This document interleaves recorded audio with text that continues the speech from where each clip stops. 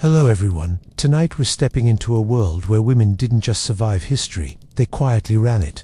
No crowns, no thrones, no marble statues, just calloused hands, sharp humor, and a kind of authority that didn't need to announce itself. From grinding corn into the world's first sustainable economy to owning property before Europe knew what that meant. From leading councils where men technically spoke but women made all the decisions, to surviving colonization by pretending to be obedient while secretly running everything anyway. This was power disguised as practicality. Take a moment to like the video and subscribe, but only if you genuinely enjoy listening to stories about the people who actually built the world while everyone else was busy writing about themselves. And tell me in the comments, where are you watching from, and what time is it for you right now? I love knowing who's out there keeping me company across different corners of the night. Now, dim the lights, maybe pour some tea, or let the hum of your fan become the sound of a distant fire. Settle in, and let's travel back to when survival was an art form, and the artists were women. No one arrives quietly in a native village. When a woman went into labor, the entire rhythm of camp life shifted. Men kept their distance, birth wasn't their business, and women moved like a small, efficient army. There was no sterile hospital light, or anxious pacing in corridors. There were hides warmed by the fire, cedar smoke curling toward the rafters, and a circle of women who'd done this dozens of times and weren't about to faint over a bit of blood. Midwives were the real powerhouses of early America, unlicensed, unbothered, and very much in charge. They didn't need stethoscopes. They had songs, herbs, and an intuition sharpened by generations of births that went just fine without any man writing about it. When the baby arrived, she wasn't handed over to a doctor. She was welcomed by touch, prayer, and laughter. Sometimes her first sound wasn't even a cry, but the low hum of her mother's relatives singing to the fire. The placenta, once dismissed today as medical waste, was often buried near the home, giving the child a literal root in the earth. It was an unspoken contract. You belong here, to this soil, to this circle, to these people. There was nothing abstract about belonging. It was geography, blood, and memory all stitched together in a single ritual. The newborn wasn't swaddled in sterile blankets but wrapped in soft skins or woven cradle boards. These weren't just practical baby carriers, they were mobile ecosystems of affection. Women carried infants on their backs while working, cooking, or walking to fetch water. And the child grew up watching the world from the steady rhythm of a mother's spine. Crying too much wasn't encouraged, not through punishment, but because the community noticed. Someone always noticed. Babies were passed from one pair of arms to another, never left alone, always absorbing the hum of life, the grinding of corn, the murmur of women's gossip, the rustle of leather. In many tribes, birth didn't mark an individual achievement. It was a reaffirmation that the group's world was still intact. The women who gathered around the mother weren't just helpers, they were guardians of continuity. Among the Navajo, birth was timed carefully to avoid cosmic imbalance. Among the Lakota, it was believed the child carried a bit of ancestral spirit back into the world. And everywhere, across grassland, forest, and desert, there was the same quiet, practical understanding. Women made the people, and therefore, they made the world. There was no "it takes a village" rhetoric, it simply was the village. Fathers hovered at the edge of the event, perhaps pretending to be busy repairing something that didn't need fixing. Their role would come later, hunting, protecting, occasionally looking serious in front of visiting traders. But in this moment, the social order was matriarchal, warm, and full of the kind of calm efficiency modern parenting blogs could only dream of. The child's first years were spent in constant motion, carried to the fields, the river, the trading paths. Childhood didn't happen behind walls. It happened in the open, under whatever the sky was doing that day. Education began early, silently. Girls watched their mothers tan hides, shape pottery, or plant corn, absorbing the muscle memory of survival. There were no baby toys made of plastic. The rattle came from a gourd filled with seeds, and it didn't sing nursery tunes, it kept rhythm with work. By the time she could walk, a little girl already knew the rules of harmony. Don't waste. Don't boast, and remember who feeds you. There was humor even in discipline. An aunt might tease instead of scold. A grandmother might tell a story where the foolish one was a lazy rabbit who ended up cold and hungry. Moral instruction, wrapped in irony and folklore. And so, from her first breath, The average native woman's life began in a room full of laughter, purpose, and a kind of cosmic practicality. She wasn't born into a private household, she was born into a system, one where every sound, smell, and handprint carried meaning. The lessons would only deepen from there, as childhood gave way to apprenticeship, not in some formal classroom, but in the slow choreography of daily life, where every gesture was both education and inheritance. Childhood in most native communities was a short, glorious apprenticeship in usefulness. You didn't spend years building Lego towers or memorizing spelling lists. You learned to be a human being by existing among other human beings who had zero patience for nonsense. The first few years were affectionate chaos, relatives everywhere, food always cooking, dogs occasionally stealing it. But by the time a girl could walk without tripping over her own shadow, she was expected to do things. Small things at first, fetching water in a miniature pot, carrying firewood no heavier than a rabbit, or shooing chickens away from drying corn. Learning wasn't announced with speeches. It just happened while life unfolded. You watched. You copied. You failed quietly. There was no gold star for effort, but if you did it wrong, a grandmother might sigh loudly enough for the entire camp to hear, which was, culturally speaking, worse than punishment. Among the Pueblo, a child might start shaping clay alongside her mother, her tiny fingerprints drying into the pot as a sort of signature of apprenticeship. In the plains, she'd practice scraping small hides, each uneven patch another lesson in patience. By the time she reached 10, her hands already knew the rhythm of work, long before she could define it. Education came through play disguised as responsibility. Dolls weren't store-bought. They were crafted from scraps of cloth, corn husks, or buckskin, often modeled after the women who made them. When girls played, they played family, but their version included grinding cornmeal and managing imaginary harvests. They were rehearsing the economy of survival, one pretend stew at a time. Boys, meanwhile, were off pretending to hunt, and occasionally being told not to hit each other with sticks quite so enthusiastically. Storytelling was the other great classroom. Nights by the fire were filled with stories that weren't really stories, but social codes dressed in animal skins. The coyote who bragged too much, the mouse who didn't share, the girl who disobeyed and got swallowed by a river. These weren't meant to terrify, though they occasionally did, but to shape behavior without shouting. Children listened wide-eyed, caught between awe and suspicion that maybe, just maybe, those tricksters were based on someone they knew. There was discipline, but not the European kind. No one was sent to their room. There were no rooms to begin with. Instead, social disapproval worked wonders. Misbehavior could mean being laughed at, not cruelly, but with that particular brand of laughter that made you wish the earth would open up and swallow you whole. Among the Lakota, a misbehaving child might be teased by an elder wearing a mask, a kind of spiritual clown whose entire job was to restore balance through humor. Imagine being gently roasted into good behavior by a holy comedian. It worked. Girls were trained in attentiveness. They were told to listen when adults spoke, but more importantly, to notice things, the shift of the wind, the weight of silence, the rhythm of footsteps at dawn. Observation was education. Imitation was mastery.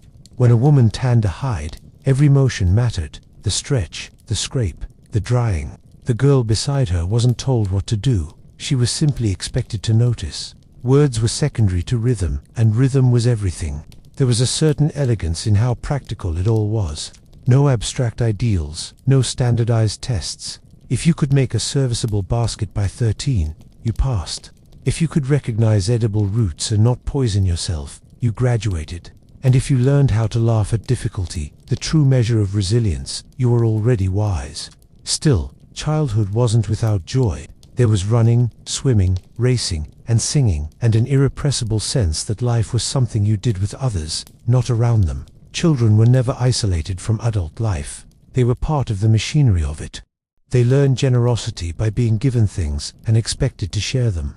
They learned responsibility by holding fragile, important objects and being trusted not to break them. By adolescence, the world no longer looked like a playground, but a living network of expectations and rituals, all invisible, all binding. And at the center of it was her, the soon-to-be woman, watching and remembering. Because every act she observed, every hand gesture, every story, every sigh, was rehearsal for the roles waiting ahead: builder, farmer, weaver, mother, diplomat.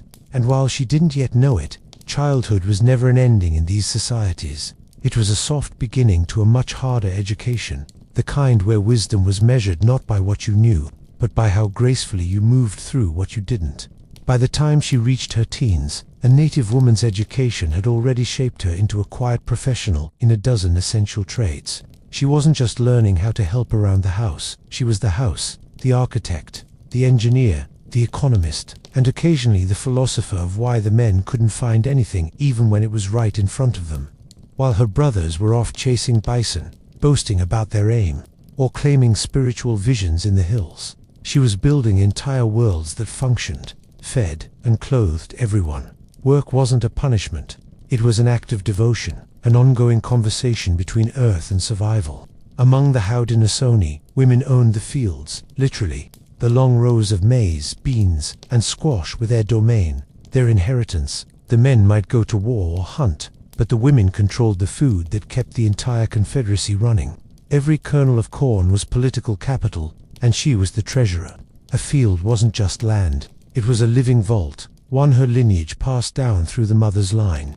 On the plains, where agriculture gave way to movement, a woman's authority was mobile. She built the tipi, her dwelling, her property, her pride, and could take it down in under an hour if necessary. A well-made tipi was a work of geometry and grace, ventilated to keep smoke out and warmth in, with hides sewn so perfectly that the structure could withstand wind, rain, and the occasional buffalo bumping into it.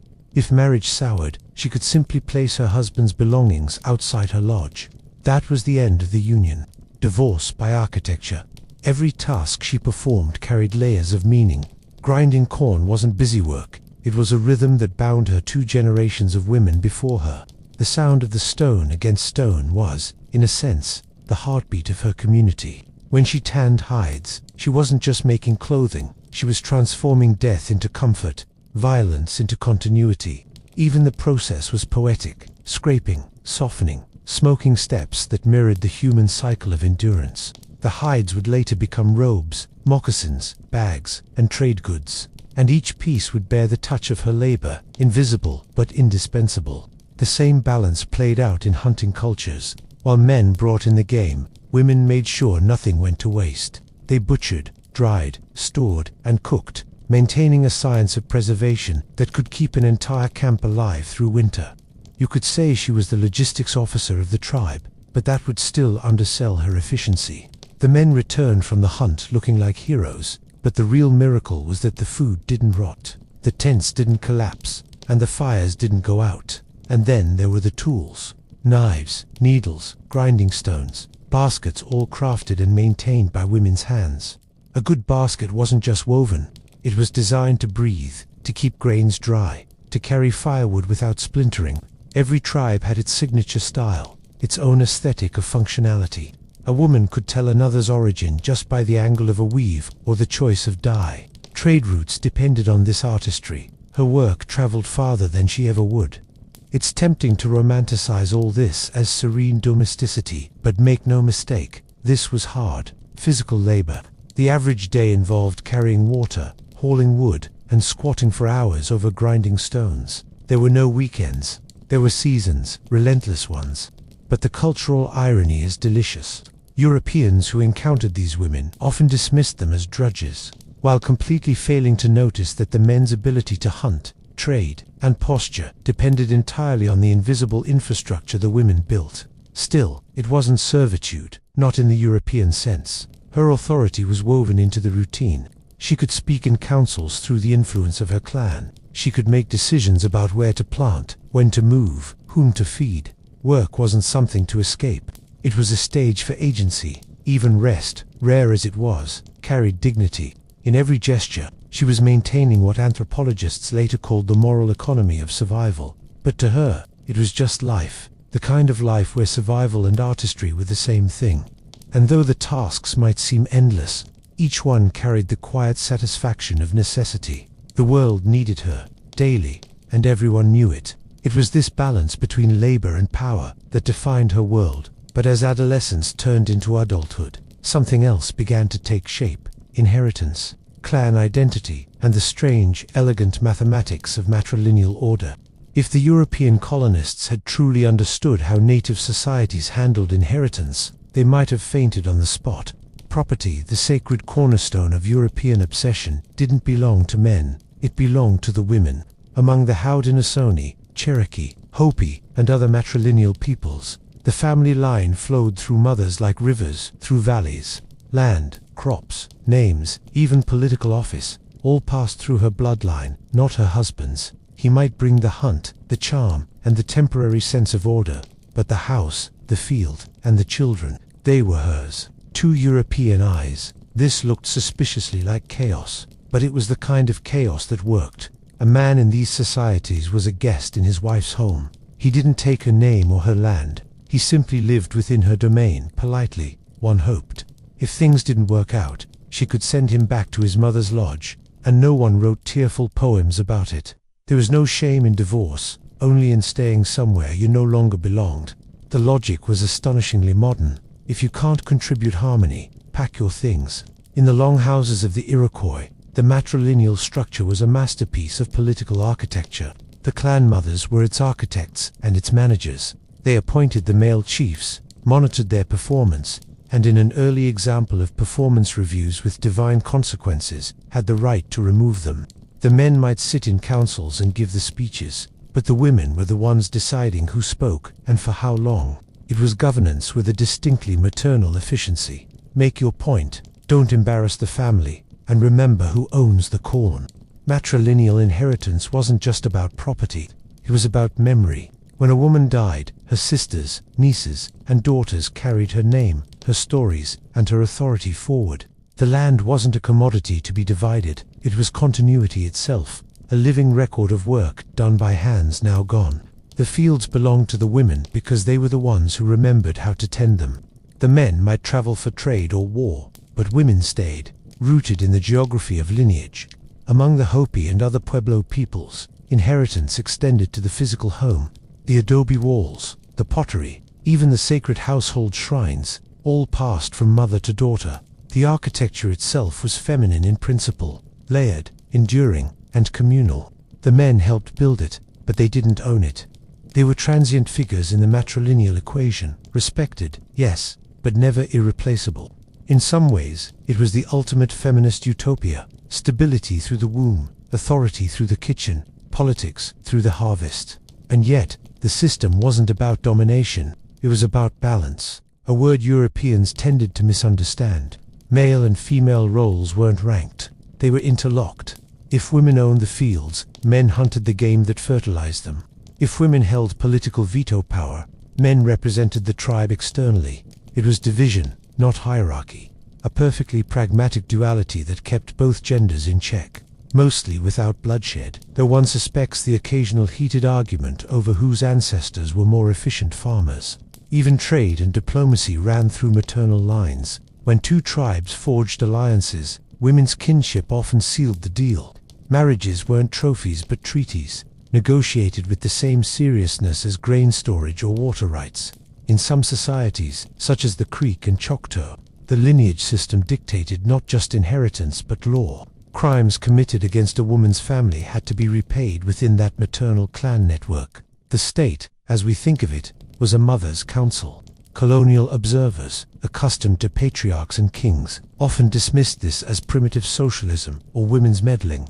They failed to see that this system produced societies with astonishing social stability, no orphaned estates, no widows evicted, no dynastic civil wars over inheritance.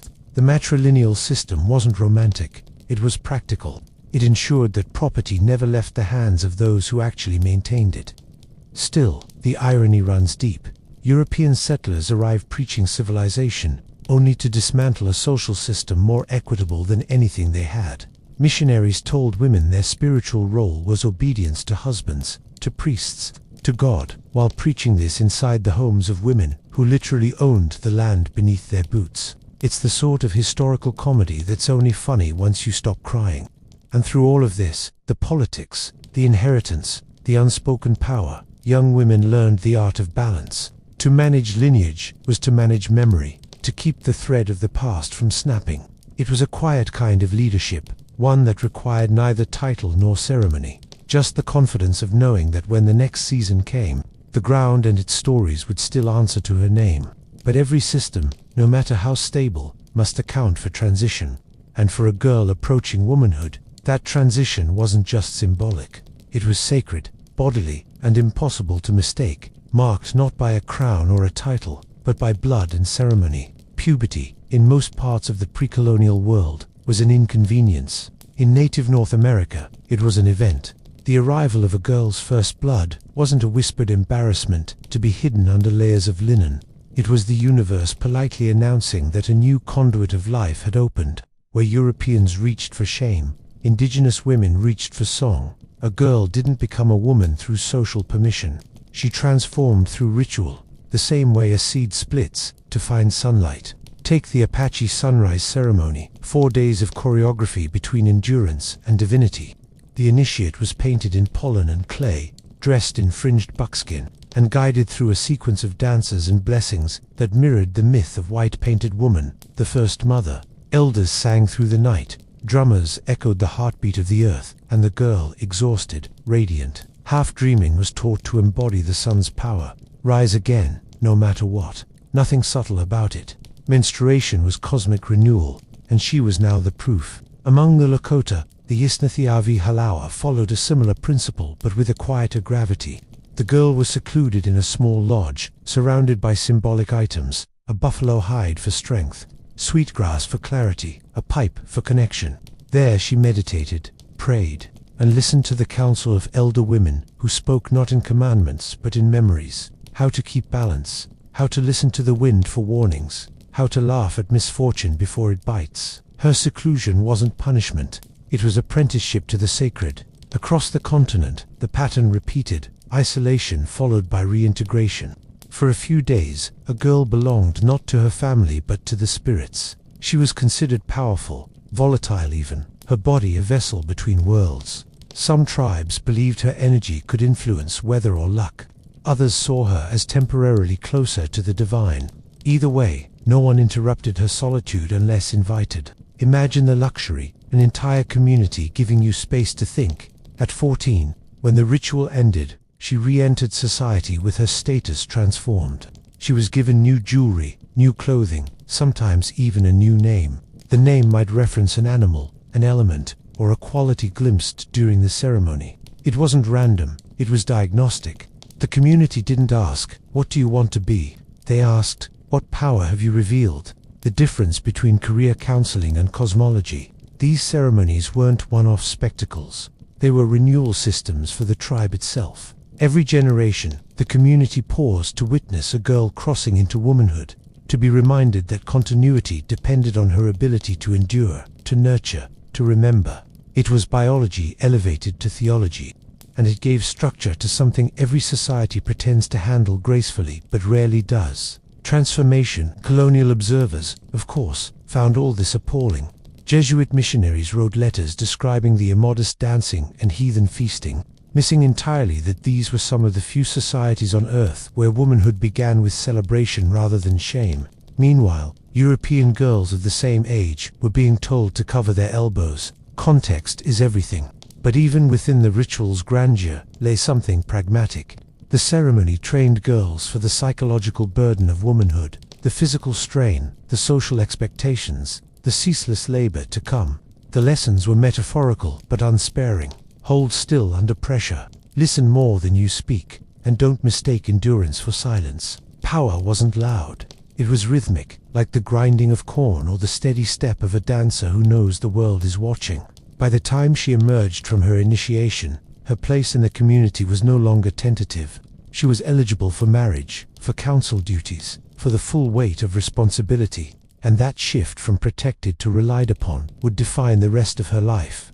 Because, in a world built on reciprocity, adulthood wasn't about freedom. It was about obligation beautifully performed. The next transformation would come not through blood or ritual, but through partnership, a new kind of alliance where affection, economy, and diplomacy intertwined under one roof. Marriage, in most native societies, wasn't the grand theatrical tragedy that Europe made it out to be. There were no white dresses, no priests, and definitely no father handing his daughter over like a politely wrapped parcel. Marriage was a contract, practical, sacred, and renewable. Two families agreed to merge their labor, share their resources, and, if fortune allowed, continue the lineage. Love, of course, wasn't banned. It just wasn't the headline. Affection was something that grew out of cooperation, and if it didn't, well, there were mechanisms for that. Among the Iroquois, the woman's authority in marriage was quietly astonishing. Her home, her crops, her lineage all remained hers. The man joined her household as a guest, not a landlord. Should he turn out to be lazy, cruel, or just profoundly unhelpful, she could set his belongings outside the longhouse door. No paperwork, no scandal, just a public display of property relocation with spiritual overtones. The community didn't whisper about divorcees. They nodded in understanding. Balance restored. In the Great Plains, marriages followed similar principles, though wrapped in different ceremonies. A union might be sealed through gift exchange, robes, horses, beadwork, the symbolic fusion of two economic worlds. The couple's worth was measured not in dowries but in generosity. A man who gave more than he kept was seen as dependable. A woman whose work enriched her kin was considered formidable. In other words, compatibility was calculated in corn and effort, not chemistry. The ceremony itself was simple. A feast, a fire, a shared meal, perhaps a ritual washing or exchange of blankets. But its meaning was profound. It wasn't ownership, it was reciprocity. Marriage wasn't two halves becoming one. It was to complete people promising not to make life harder for each other. A concept modern couples could probably revisit. Polygyny existed in some groups, but it was regulated by practicality, not ego. A man could take another wife only if he could support her and her children fully, a rare occurrence, given how much labor one household already demanded. Polyandry, though rarer, was not unheard of in communities that valued economic survival over moral panic. The point wasn't romance, it was resource management dressed in cultural logic. Women, of course, maintained a say in all of this. They could refuse proposals outright, and many did.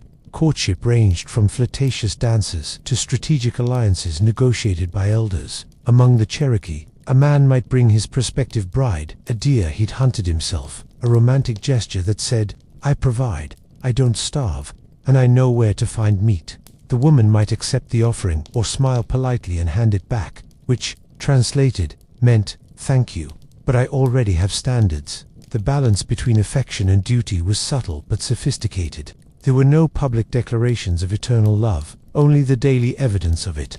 A shared field tilled without complaint. A child bathed in the same stream where meals were washed. A home that stood through storms. Marriage wasn't performance.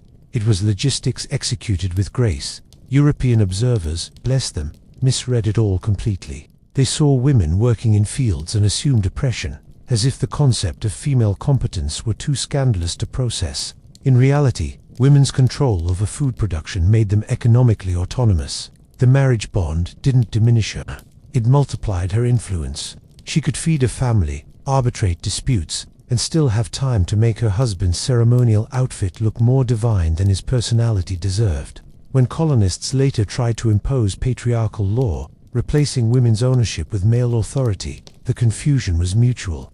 Native women looked at European wives, legally voiceless, dependent, and confined, and saw not civilization but captivity. And somewhere, one imagines, an Iroquois matron quietly muttering, "You gave up your land for that." Marriage, in this world, was less about eternal vows and more about daily symmetry. It was an agreement to maintain harmony in the cosmic household, to cook, build, and raise life together without collapsing into dominance. Yet for all its calm practicality, marriage didn't mark the end of transformation. It only reshaped it.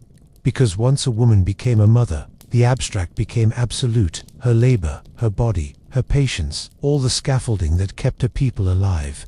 Motherhood, in traditional native life, wasn't sentimentalized, it was sacred logistics. It meant you had joined the world's oldest profession, keeping everyone alive. Pregnancy wasn't treated as an illness, but as an initiation. There were no hospital gowns or sterilized dread. There was song, ceremony, and the quiet authority of women who'd seen it all before. Birth was handled by midwives who could recite herbs in their sleep, cure breech births with massage, and deliver a baby while lecturing someone about firewood. Once the child arrived, the work simply never stopped. A baby was swaddled into a cradleboard, a small engineering marvel that allowed a mother to live, move, and work without ever setting her child down. These boards weren't cages. They were mobile cocoons. The infant could see everything: the sky, the firelight, the daily rhythm, learning before it could even crawl. And because the child was constantly close, tied to her back or leaning against a lodgepole, the line between care and work dissolved entirely. Children were not property. They were community projects. The mother was the nucleus, but orbiting her were aunts, grandmothers, and cousins, a small, relentless committee of nurturers. Anthropologists call it alloparenting, but in practice, it looked like survival through shared fatigue. Everyone's child was everyone's responsibility, and discipline was delivered democratically. A gentle tease here, a story about a disobedient rabbit there, a raised eyebrow from an elder that could vaporize mischief on contact. The emotional tone of motherhood was pragmatic tenderness. You didn't coo over your child for hours. You taught them what warmth looked like by making sure they had food, safety, and belonging. Love wasn't performed, it was woven into daily tasks. A child's earliest memories were of their mother's voice humming while grinding corn, the smell of smoke in her hair, the steady motion of her hands repairing something that would keep them alive through the next season. In matrilineal societies, motherhood was also management. The mother decided when to plant, when to harvest, when to move camp. She coordinated labor between households, stored surplus grain, and arranged trade when supplies ran low. The line between domesticity and diplomacy blurred beautifully.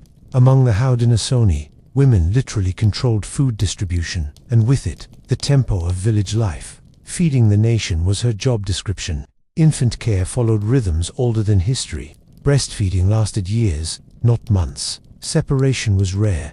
Children were kept physically close until they could walk steadily. If a baby cried, someone, mother, aunt, neighbor, picked it up.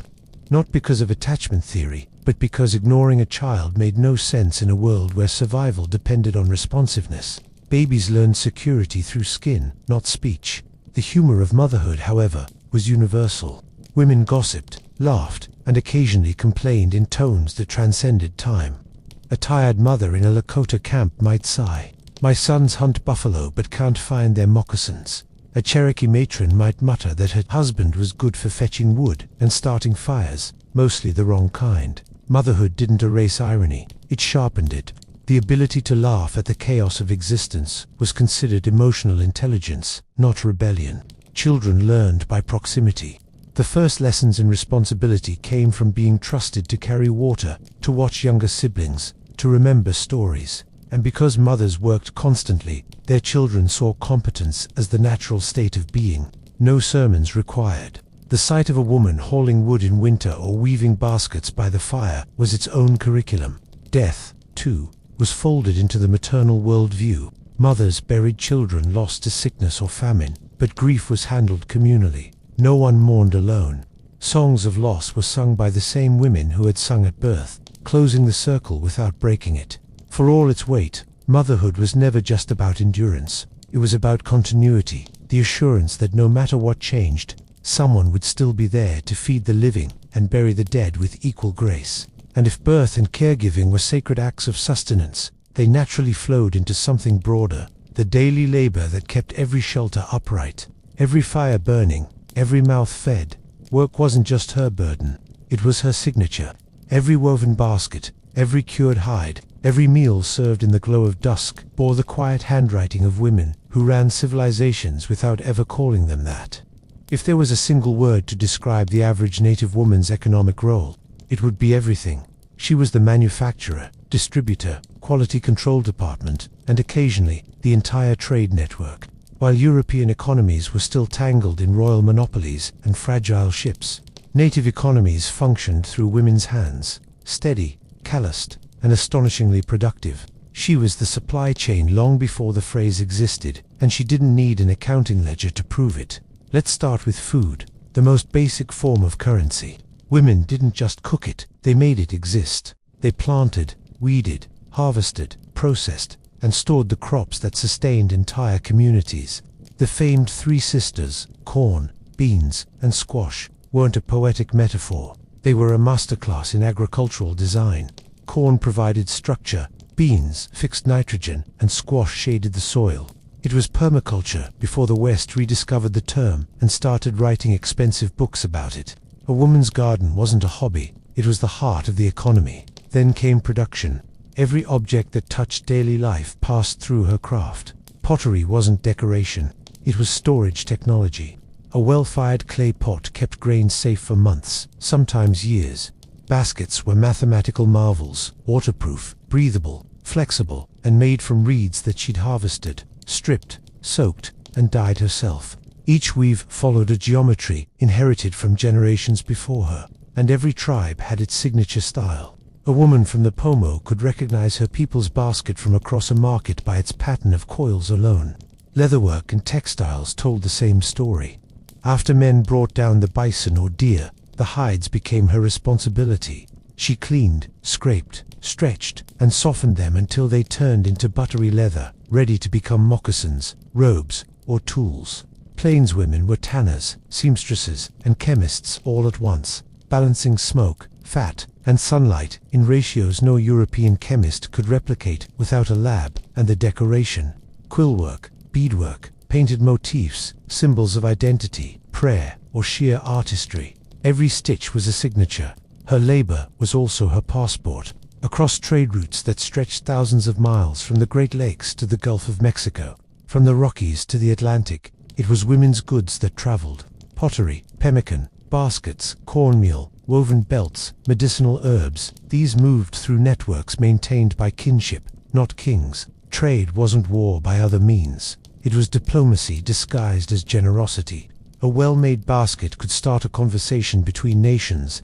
In the Southwest, Pueblo women dominated local economies. They owned fields, produced surplus crops, and managed barter systems. In the Arctic, Inuit women's sewing literally held civilization together. Waterproof seams on parkas and boots that meant the difference between life and frostbite. Along the coasts, women processed fish, seaweed, and shell jewelry, trading them inland for furs or obsidian. If the men's exploits filled the myths, it was women's efficiency that kept those myths alive long enough to be told. And yet, there was beauty in the practicality. Work didn't lack art. Art didn't lack work. Every basket's symmetry, every clay pot's curve, every stitched bead told stories of migration, clan, dream, or season. Labor was never soulless. To create was to pray with one's hands. A finished piece was an offering to the earth that provided materials, to the ancestors who taught the technique, to the community that depended on it. Colonial chroniclers, predictably, missed all of this. They described women burdened with manual work, mistaking mastery for misery. Meanwhile, their own wives were legally barred from owning the shops that sold them bread. In native societies, women didn't need permission to trade. They were the traders. When European goods like metal pots and beads entered the scene, women adapted instantly, reworking designs, altering economies, reshaping trade itself. Adaptability was their true genius. They could absorb new materials without surrendering the logic of the old world. In the grand theater of survival, men were the hunters and warriors, loud seasonal professions. Women were the infrastructure, continuous, unglamorous, unending. The buffalo might vanish, but the basket still held. And that quiet constancy was power, the kind that didn't announce itself, but without which nothing else existed. Still, work wasn't the entire story. There was another realm where her hands moved, not for trade or necessity, but for balance, the invisible order that kept the human and the sacred from unraveling. That realm belonged to her too, and it wasn't measured in goods but in spirit. Every culture has its theologians, but not all of them smell faintly of smoke and sage. In most native societies, spiritual authority wasn't reserved for men in robes or lofty titles. It lived in women who understood that healing the world started with keeping the stew from burning. They were the medicine keepers, the dream interpreters, the bone setters, the midwives who saw life enter and leave the body so often that the sacred became practical. They didn't preach, they adjusted reality. Religion wasn't something you attended, it was something you maintained. Women tended the sacred fires, cleaned the altars, prepared offerings, and sang the songs that kept balance from slipping into chaos. In the Pueblo world, the earth itself was female, and to farm it was an act of prayer. Among the Haudenosaunee, the creator was balanced by Sky Woman, who fell to the waters and built land upon the back of a turtle. An origin story told by women who saw creation not as conquest but as craft. Men might go after vision quests to meet spirits in the wilderness, but women met them daily, in childbirth, in illness, in weather that refused to cooperate. Among the Ojibwe Midwidwin, women were trained in plant medicine and spiritual songs. They knew which root would stop a fever, which bark would draw out infection, which combinations of herbs would coax the stubborn back to health. Healing was never just chemistry, it was negotiation between the body, the spirits, and whatever mischief had caused the imbalance in the first place. And then there were the menstrual rituals, misinterpreted by nearly every outsider who ever wrote about them. To most Europeans, isolation huts sounded like punishment. In reality, there were sanctuaries, small, quiet places where a woman could rest, dream, and listen. Menstrual blood wasn't shameful. It was volatile power. During that time, she was considered too spiritually charged to handle sacred tools or participate in daily work. Translation: she got to take a break. A sacred spa disguised as taboo. Across the continent, female spiritual specialists shaped communal life. In the Arctic, Inuit, shamans, Angkor could be women, and some of the most respected work in California and the northwest coast. Women led fertility rites and first harvest ceremonies. Among the Navajo, the changing woman ceremony reaffirmed cosmic renewal, with women embodying her cycle of creation and decay. Every myth, every song, every offering reinforced the idea that balance, harmony, was feminine in essence. Their spiritual power, however, came with political consequences. A woman who could heal was also a woman who could be feared. Colonial missionaries labeled them witches, mostly because they didn't need permission to be effective. A healer with knowledge of herbs and influence over half the community was a dangerous thing to men whose religion required obedience and hierarchy. The irony was bitter. The same Europeans who burned women for sorcery were being kept alive by indigenous women's medicine. Ritual authority also extended into the domestic, the daily choreography of keeping life in order. Lighting the fire at dawn, whispering thanks before a meal, braiding hair while singing protection songs. These were not superstitions. They were systems of micro-rituals binding the human to the cosmic. The home was her temple, and the workday her liturgy. She didn't need grand temples or sermons to mediate the sacred. Her theology was empirical. If it kept the people alive, it was holy. Spirituality wasn't abstract. It was woven into cooking, childbirth, weather prediction, and even gossip. A conversation by the fire could shift the moral balance of a community faster than any formal council. The divine, in her world, didn't reside in the heavens. It lived in the grain of the wooden bowl, the pulse of the drum, the sound of children sleeping.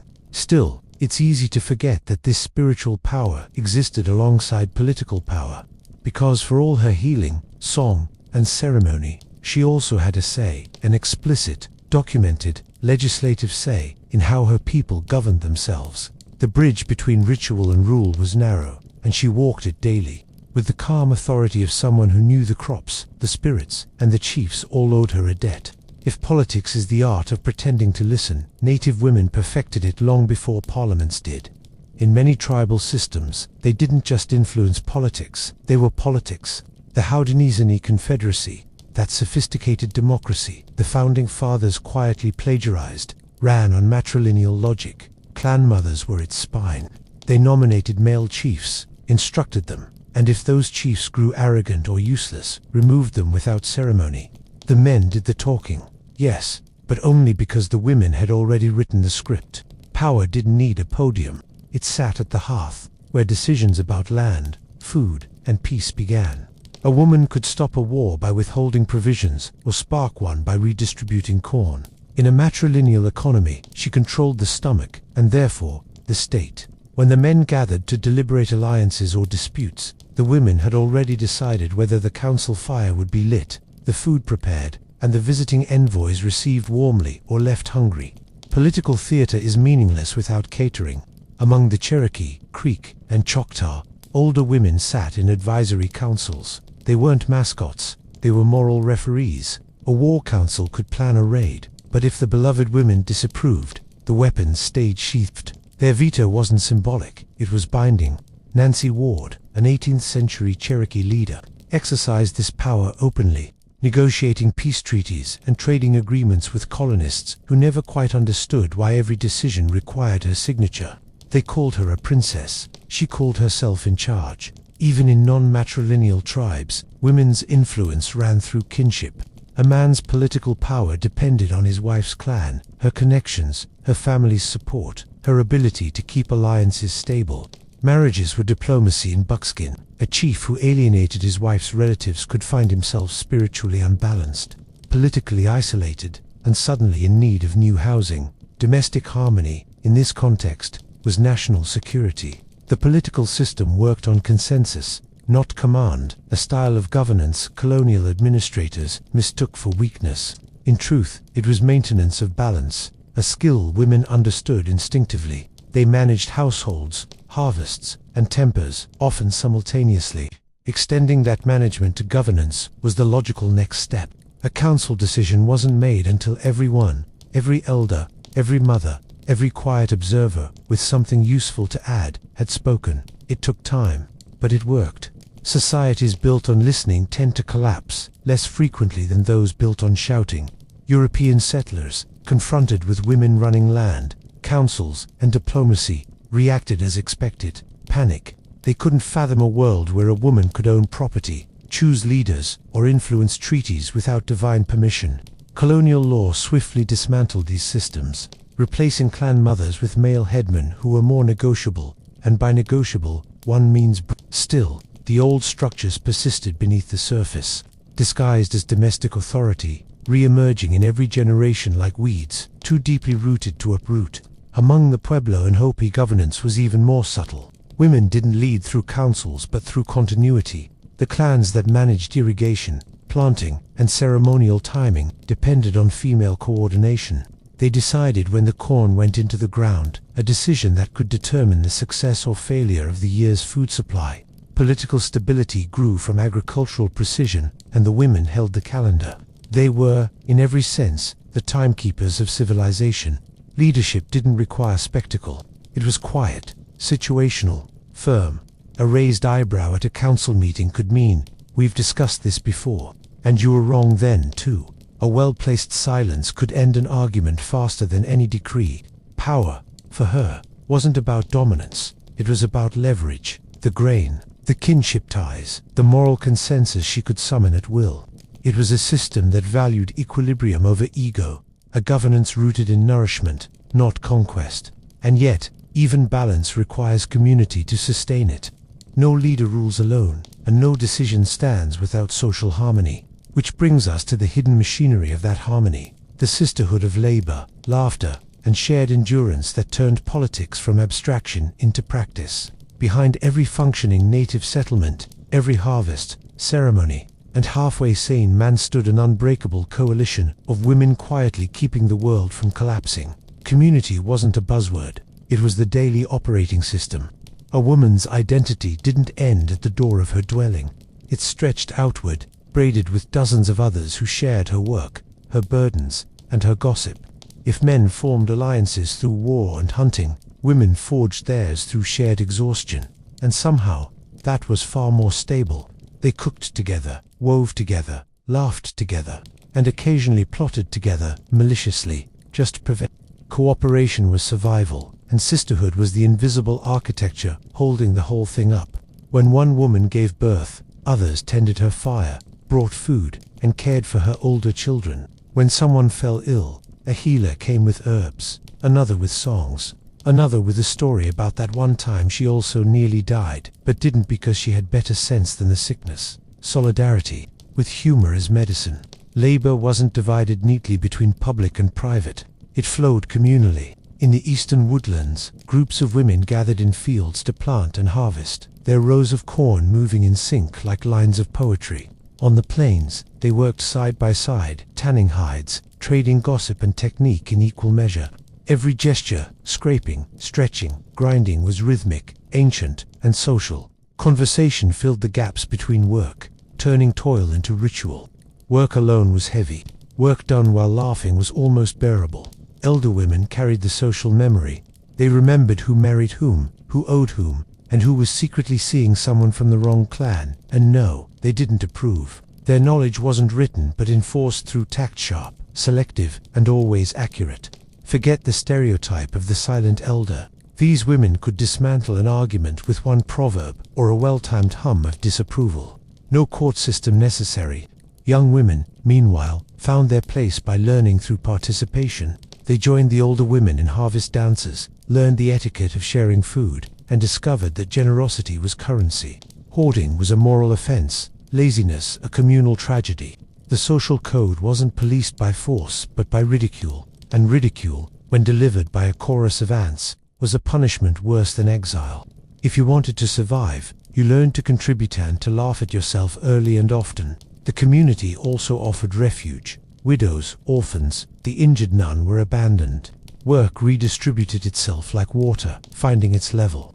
The unspoken rule was simple. No one starves if someone can still walk.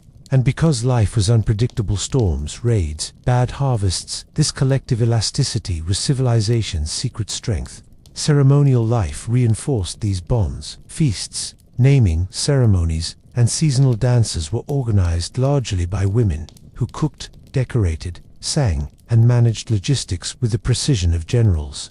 The men might have had the loudest roles, but the women set the tempo. In many tribes, women's societies existed, mutual aid groups that organized charity, healing, and community justice.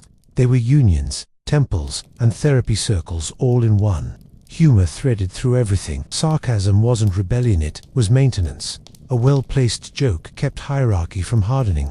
Women teased chiefs, mocked warriors, and poked fun at one another, ensuring that power never forgot its humanity. Anthropologists later called this leveling behavior. The women just called it common sense. And perhaps most importantly, sisterhood extended beyond bloodlines. Marriage tied families together, but shared work tied everyone else. When outsiders arrived through trade, captivity, or adoption, it was the women who absorbed them, teaching language, custom, and the difference between acceptable mistake and unforgivable stupidity. Assimilation was a maternal art form. Community, for her, wasn't a safety net. It was the air she breathed, the constant exchange of labor, care, and wit that kept chaos at bay. And while it gave her strength, it also made her the first responder when things fell apart. Storms, hunger, loss, these didn't wait for men to come home. And so, she became the quiet engineer of endurance, rebuilding before anyone noticed something had broken. But even the most resilient networks bend under pressure.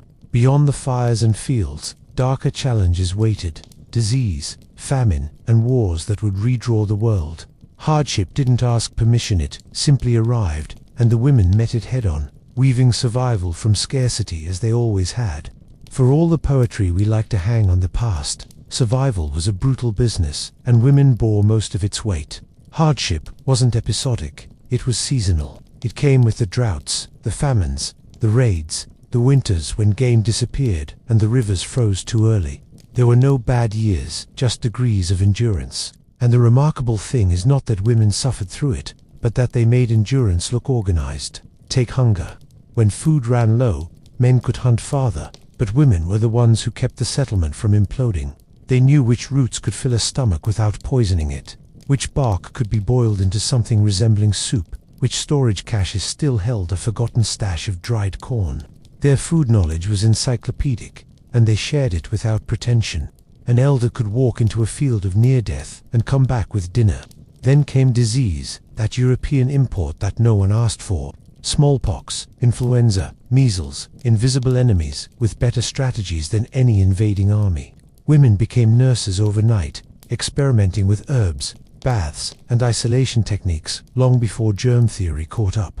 They buried the dead, comforted the dying, and somehow managed to keep children alive amidst the collapse. Colonial records, written through the fog of moral superiority, often mention the stoic Indian women tending the sick. Stoic wasn't the word. Utterly exhausted comes closer. Widowhood was another constant. Wars, hunts, raids, anything could erase a husband overnight. But widowhood didn't make a woman powerless. In many societies, it made her freer. She kept her home, her land, her children, and her dignity. Some remarried, others didn't bother. A few became economic powerhouses, trading independently, commanding labor, and terrifying younger men who thought they were in charge. Widowhood, in short, was just another word for finally uninterrupted. Violence, however, was unavoidable. Raids and warfare were a reality across much of the continent, long before Europeans showed up to industrialize them. Women were not warriors in most tribes, but they were never helpless. They hid food, organized escapes, negotiated ransoms, and sometimes fought when there was no choice. Captivity was a risk, but so was starvation. And here, the cruelty of war met the ingenuity of adaptation. Captive women often found ways to survive by being adopted into new families, even rising to positions of influence in entirely foreign communities. The ability to start over, to reroute the self, was a kind of resilience that empires would later envy. Child mortality was high, and grief was omnipresent. But mourning was collective, never solitary. Women sang laments, yes, but they also wove death into their cosmology. A child who died young wasn't erased. They became a spirit helper, an ancestor waiting on the other side of the campfire smoke. The pain remained, but it was metabolized into ritual. It's an emotional technology the modern world still hasn't managed to reinvent. Colonial intrusion magnified every hardship. Trade brought goods, but also dependency. Alcohol eroded balance. Missionaries preached chastity and obedience to women who already managed entire economies without supervision.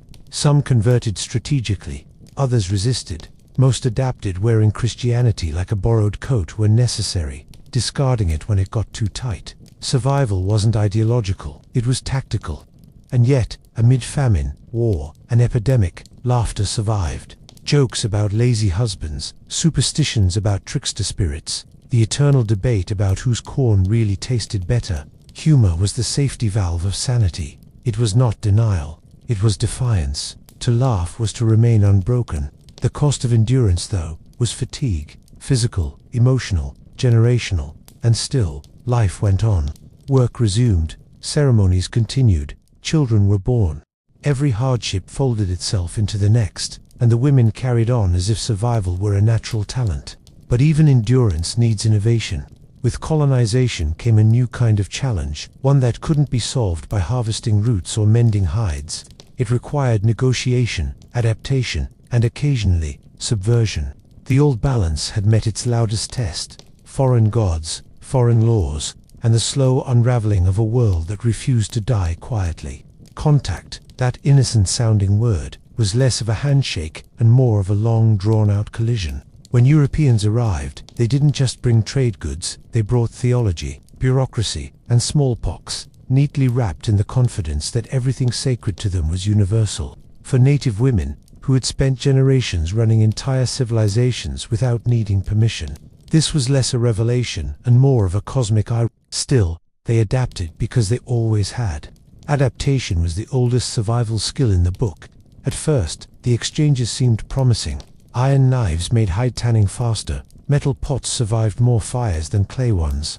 Glass beads shimmered like the stars of a particularly generous creation story. Women became the gatekeepers of this new economy, deciding what to trade, what to keep, and how to integrate it into the old order. They weren't passive recipients of progress. They were logistical geniuses, learning to balance two worlds without letting either collapse. But the trade came with shadows.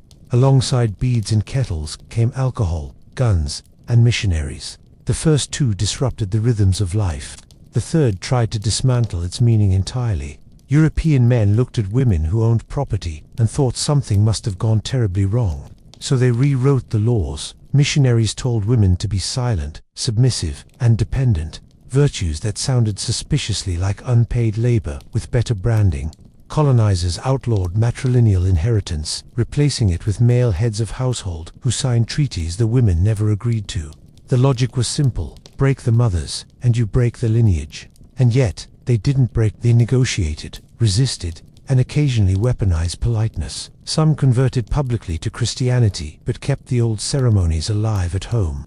Others joined mission schools, learned English or French, and then used that knowledge to out-argue government agents with their own paperwork. A few even traveled to Washington, D.C. in the 1800s, wearing deerskin dresses and carrying petitions in impeccable handwriting, asking for land and rights that were already theirs. Bureaucracy met maternal fury and blinked first. Even the economic balance shifted strategically. In fur trading regions, native women became indispensable mediators. They spoke multiple languages, managed households that functioned as trading posts, and formed diplomatic marriages with European traders, not for romance, but for leverage. The so-called country wives of French and British frontiers were power brokers in buckskin, running empires of exchange that made colonial governors quietly nervous. They raised children fluent in both worlds, bilingual, bicultural, and born negotiators who blurred the lines the colonizers tried to draw. But the cultural assault never stopped. Boarding schools tore children away from mothers, cutting hair, banning languages, renaming entire generations. The trauma was systemic and surgical, a slow unspooling of everything that made life coherent. Women resisted the only way possible, by remembering. They whispered old prayers into their children's ears at night, stitched ancestral symbols into government-issued blankets, and hid sacred objects in ordinary places. Resistance disguised as housekeeping. Of course, missionaries documented these women as rebellious, uncooperative, strong-willed, which, translated from 19th century colonial English, meant still free in the one way we can't legislate. And in truth, native women didn't resist because they enjoyed confrontation. They resisted because forgetting would have been lethal. Their survival strategies were both loud and invisible. Protests when possible, endurance when not. Lozon, the Apache warrior prophet, rode alongside her brother Victorio, interpreting his visions and leading troops in battle. Sarah Winmaker, of the Paiute, lectured across the U.S., exposing corruption in federal Indian policy while speaking 5 languages.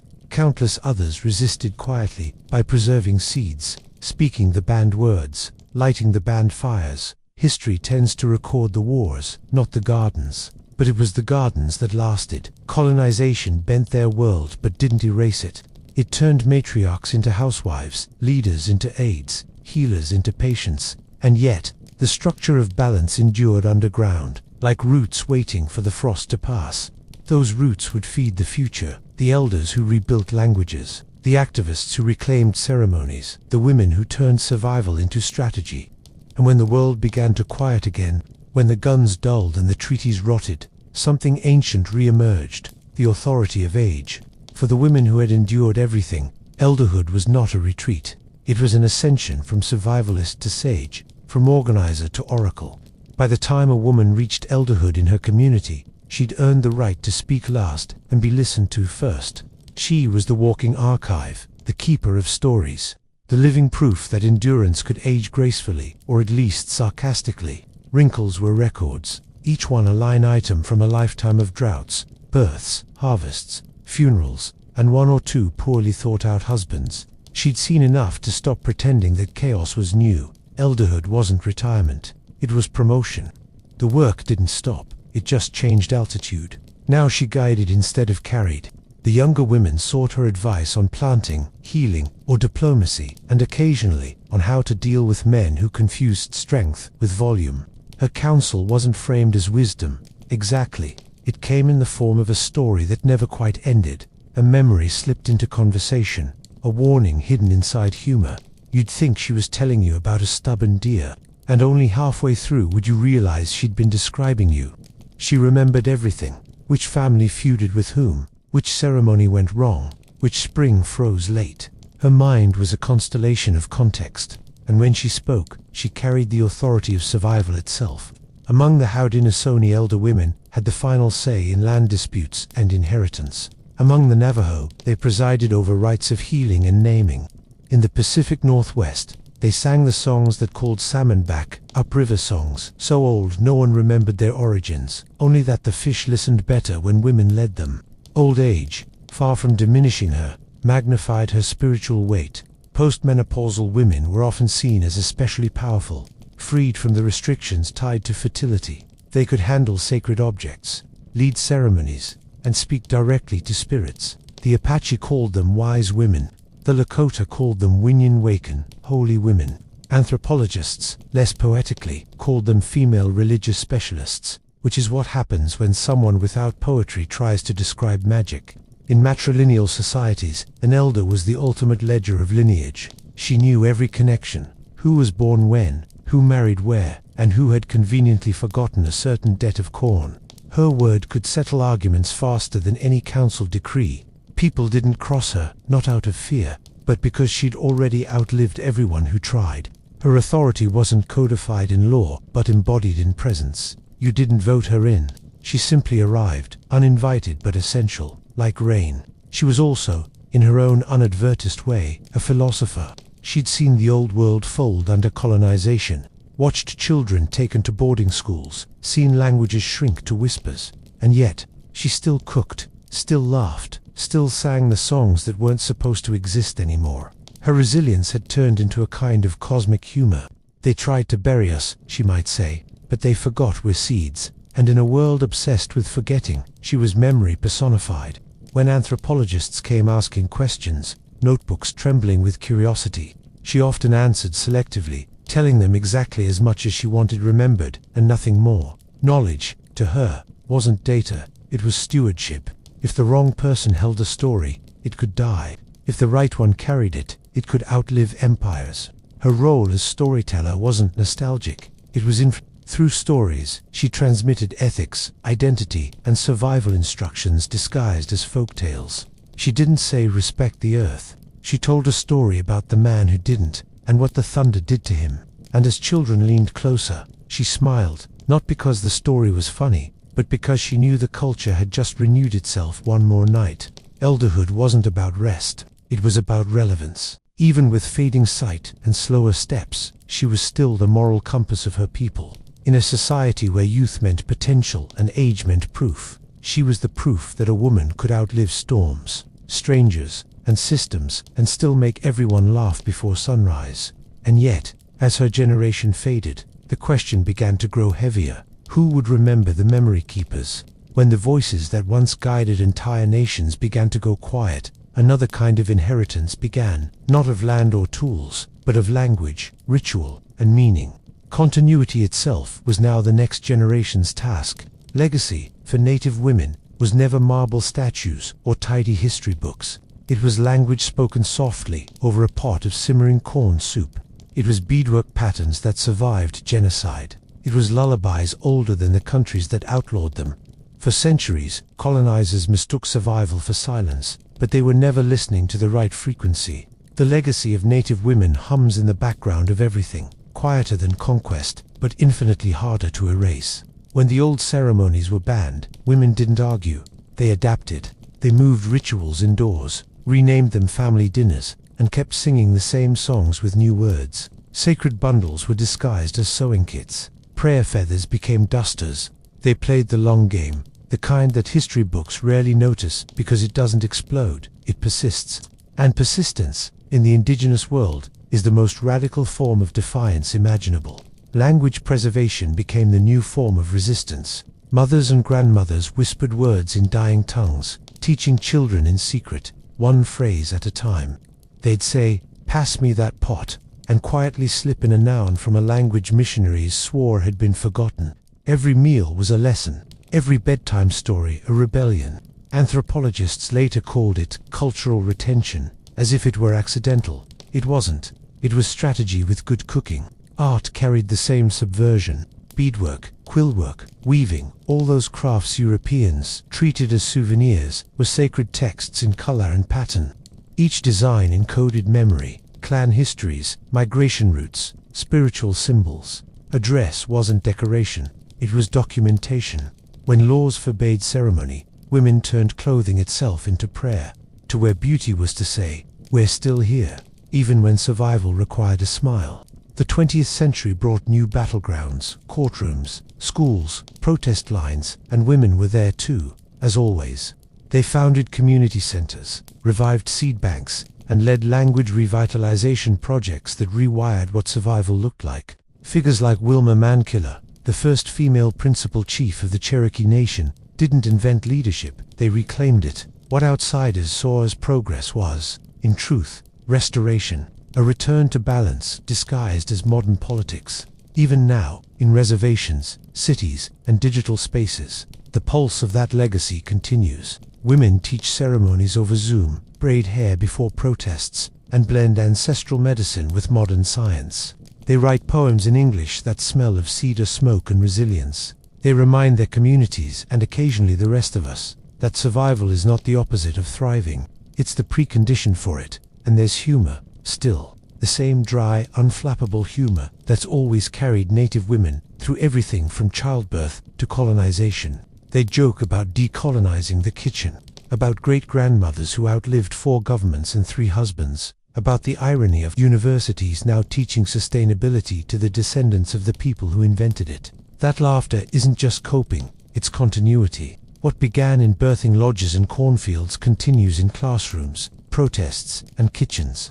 The tools have changed, but the architecture hasn't. Native women still hold the center of memory, of balance, of meaning. Their legacy isn't written in history's grand narratives. It's written in the ongoingness of everyday acts. Planting, feeding, peaching, remembering. Empires collapse, languages sleep and wake again. Rituals hide and resurface, and through it all, the same hands that once ground corn, delivered babies, and rebuilt after every storm keep working. Still practical, still sacred, still amused by how long the world has taken to realize who was holding it together all along. No one ever told the first women that they were multitasking. It was simply what survival required. Their days began before dawn, when the air was still cold and the fire had to be teased back to life. Hands cracked from yesterday's work reached for dry twigs, stirring ash, coaxing the faint red glow beneath into flame. That gesture, half domestic, half divine, was the foundation of civilization, repeated millions of times across thousands of years. While men roamed, hunted, and occasionally boasted about it, women managed the quiet mechanics of continuity: fire, food, flesh, and the fragile thread between them. Anthropologists like to separate these things, to classify domestic work from productive work, as if feeding a child weren't the most fundamental act of production imaginable. But in small-scale societies, every act of nurture was also an act of economy. The womb wasn't a private organ. It was the community's most valuable resource. Fertility had to be managed with precision. Who bore children, how many, and when, decided whether a group would flourish or starve. The body itself became a kind of ledger, keeping track of calories, climate, and cosmic balance. You can see it even in the archaeological record. The oldest female figurines, broad-hipped, heavy-bellied, weren't erotic. They were statistical. They were insurance policies, prayed into clay. In those soft, exaggerated forms, people were trying to negotiate with nature. Let the fields be full. Let the wombs stay open. Let hunger pass us by. Each curve was a promise that life would go on, and each offering was a quiet admission that it might not. And then came the other burden, the emotional economy of endurance. Women had to make scarcity bearable. They turned suffering into stories, hunger into rhythm, pain into ritual. The lullaby wasn't just for the baby, it was for everyone listening, a reminder that sleep was still allowed. Anthropologists call it effective labor now, but that doesn't quite capture the miracle of keeping a family sane through famine. In the dim light of a hearth, the sound of a woman's humming could stabilize an entire social order. It wasn't sentimental, it was strategic. Balance had to be maintained between the stomach and the spirit, the living and the dead, the child and the clan. To fail at that balance was to invite chaos. The body could not rest until the household was in harmony, and the household could not stand without the body. A closed loop, a biological ritual disguised as ordinary life. And when the fire was stable and the children finally slept, there was still the next layer of duty, tending the flame itself. The heart of the home that was also the axis of the world. The fire was never just fire. It was the visible proof that someone was watching. That continuity hadn't broken overnight. Maintaining it was the quiet work of cosmology, one ember at a time. Which brings us, naturally, to the second form of energy women guarded, not the spiritual one, but the literal one. Heat, light, nourishment, all the invisible exchanges that kept the species from freezing or fading out. And those too had to be balanced with the same kind of sacred precision. The fire never rested. It was the most fragile thing on earth and the most expensive to lose. A single night of carelessness could mean a week of shivering, hunger, and humiliation, asking a neighboring camp for a spark. That was the real currency. Not gold, not beads, but embers, and the ones who guarded them were usually women. They were the accountants of heat. They understood its moods, when it was sulking, when it was greedy, when it wanted air. They fed it like a living thing, whispering to it, stirring its temper with thin sticks, breathing gently until the flame forgave them and came back to life. Keeping fire alive was more than a technical skill. It was an unspoken ritual of trust between human and element. Archaeologists find traces of this relationship: soot rings in caves, charred bones arranged in careful circles, each one a record of patience, precision, and maternal foresight. And because fire consumed so much, women learned to make everything else stretch. Fuel had to last the winter, fat had to last the season, energy had to last until the hunt returned, successful or not at all. You could say they were the first economists, except their system was biological. They traded heat for time, hunger for warmth, silence for survival. A piece of dried meat was never just food. It was tomorrow's breath, next week's strength. This quiet stewardship was often mistaken for passivity. Yet the women who cooked, mended, and rationed were controlling the camp's entire metabolic rhythm. They decided when to light the fire, when to let it fade, when to sleep, when to wake. The hearth was not simply in the center of the home. It was the home. Everything else radiated from it: family, conversation, memory. In some Arctic communities, fire placement even shaped the architecture: tents, arranged like organs around a warm heart. Later, when agriculture arrived, women carried that same logic into the fields. Seeds were their new embers. They measured sunlight, humidity, and rot the same way they had once measured smoke. Every grain buried in the ground was a continuation of that old contract with the elements. I'll feed you if you feed us. And like fire, crops demanded constant tending: another mouth to soothe, another unpredictable creature to keep alive. What's remarkable is that none of it was purely practical. Across cultures, the act of maintaining energy, fire, food, fertility, was inseparable from spiritual duty. You didn't just keep the fire alive, you kept the ancestors awake. The flame was their memory, their warmth, their surveillance. If it went out, you risked more than cold. You risked forgetting who you were. And so every spark became sacred, every pot simmering through the night, a small act of cosmic bookkeeping. You see, survival wasn't about strength or even luck. It was about rhythm, keeping everything pulsing in time. The heart, the hearth, the harvest, which leads, inevitably, to the next layer of balance, the web that held all these pulses together. Because the fire was only as strong as the hands tending it, and those hands belonged to women bound by invisible treaties of kinship and exchange, the quiet alliances that made survival possible when the world outside froze or failed. Survival was never a solo act. Even the most self-sufficient hunter still depended on someone else's fire, someone else's cooking pot, someone else's patience. Women were the threads that kept that invisible net from tearing. They built economies not from conquest, but from circulation of food, care, gossip, favors, and forgiveness. In anthropology, we call it reciprocity. In practice, it looked like three women swapping dried roots, one lending her daughter strength for a day's grinding, another promising to nurse the next baby born. The entire system ran on trust and memory. Kinship wasn't just blood, it was a web of obligations braided over time. In harsh climates, a woman's survival might depend less on her husband and more on her sister's aunts, or even rivals. Anthropologists studying forager societies often found that women maintained multiple, overlapping networks across camps, forming what one researcher called the social bloodstream of humanity. Information, healing herbs, and emotional support flowed through them like veins of gold. Marriage, in that sense, was more than romance or reproduction. It was logistics. Through marriage, women built bridges between families, smoothing alliances that might prevent bloodshed later. A wedding could double as a peace treaty. A shared child became the literal embodiment of diplomacy, half one camp, half another. And when things broke down, women were often the ones negotiating repair, carrying messages, delivering offerings, recalibrating the fragile balance between kin and stranger. Even food was political. When a woman shared a bowl of stew, she wasn't just feeding someone, she was creating debt, loyalty, or gratitude. In some traditional societies, refusing food was the moral equivalent of declaring war. Anthropologists still find traces of that ethos today, in cultures where generosity is a form of social control. The more one gives, the more one owns the story of others. But beneath all these exchanges lay something deeper, an instinct for equilibrium. Women managed scarcity with remarkable grace, redistributing what little existed so that the group didn't implode.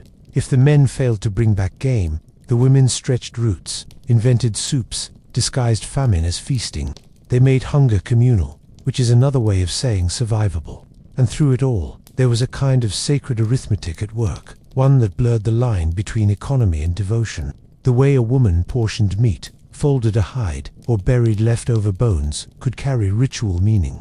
Each act was both practical and moral, tied to an unspoken code of care that kept the universe running smoothly. In those cycles of giving and returning, women became the custodians of continuity. They didn't rule by force or decree, but by rhythm, by knowing who needed what, and when. The web they wove wasn't just social, it was spiritual. To belong was to be bound. To share was to live. And yet, these acts of exchange weren't merely social transactions. Many were performed under the quiet gaze of gods, ancestors, and unseen forces. Labor, after all, was never entirely separate from the sacred, and the most ordinary gestures could carry the weight of prayer. There was no clear line between work and prayer. To grind grain was to repeat the rhythm of the earth itself, circular, patient, endless. To weave cloth was to imitate the god's own patterning of the sky. The daily tasks of women were rarely seen as glamorous, yet they held the pulse of ritual far more intimately than any priest's chant. It wasn't the temple that kept the world turning, it was the sound of a millstone at dawn. Archaeologists sometimes stumble upon these traces without realizing what they are. Worn stones, smoothed wood, the ghost of a loom in the dirt. But those weren't tools, they were altars. Each carried the imprint of thousands of hours of devotion disguised as utility. A woman kneeling to knead bread was enacting the oldest liturgy on earth, transforming the raw into the living, hunger into gratitude. The irony is that she rarely called it holy. The sacredness was quiet, ambient, absorbed into routine. You didn't need to believe in anything to perform the ritual. The repetition itself was belief enough. There's something profound in that, the idea that faith doesn't need spectacle, only endurance. In many early societies, women didn't attend religious ceremonies. They were the ceremonies, embodied and constant. Even the simplest gestures carried weight. The way water was poured before cooking a libation for unseen spirits. The whisper before cutting herbs, permission from the plant. The way hands were washed before touching dough, an unspoken purification rite. Across time and geography, the pattern repeated. Domestic labor wasn't merely functional, it was cosmological maintenance. Anthropologists studying the rituals of ancient agricultural societies have noted that many seasonal festivals were simply public versions of what women did privately every day. The harvest feasts, fertility dances, and offerings to the moon were magnified, reflections of their daily cycles of transformation, planting, grinding, birthing, baking. To keep the world fertile, someone had to live the rhythm first. There's a certain cruelty in how later history stripped these acts of their sanctity. The sacred was professionalized, given titles and robes, mostly to men. The rest was called women's work, meaning invisible, inevitable, and undervalued. Yet even then, fragments of the old reverence survived, in blessings whispered over bread, in candles lit at dusk, in the instinct to tidy before praying. All faint echoes of a time when every motion had metaphysical weight. And perhaps that's what made women the original custodians of equilibrium, not through power, but through pattern. They didn't rule the world, they kept it running. Their temples were kitchens, their hymns were chores, and their offerings were warmth, water, and breath. But not all sacred labor dealt with the living. Some had to negotiate with whatever came before and whatever waited after. The women who understood that line, who could touch both sides of birth and death, carried a kind of authority few dared to question. Every village, no matter how small, had at least one woman who knew what the body tried to hide. She could read its silences, the stillness before a contraction, the color beneath the fingernails, the sound a dying person makes when they stopped fighting it. She was the midwife, the healer, the one everyone feared a little but needed completely. Her hands moved between worlds with unnerving confidence. Birth and death were never opposites for her. They were two versions of the same threshold, one pulling in, one letting go. In some cultures, the same woman presided over both. She washed the newborn and the corpse, sang the same songs in different keys. It wasn't superstition, it was symmetry. Life had to be escorted in both directions, and someone had to know the route. Anthropologists digging through early settlements often find traces of these women, not their names, but their instruments: obsidian blades dulled from cutting cords, bundles of dried herbs, small figurines tucked near hearths. Medicine, religion, and magic weren't separate fields yet.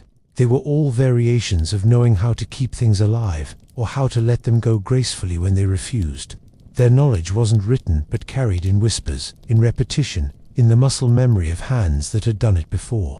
They understood plants not as chemicals but as personalities, the stubborn ones that refused to grow unless sung to, the merciful ones that dulled pain without killing, the cruel ones that did both.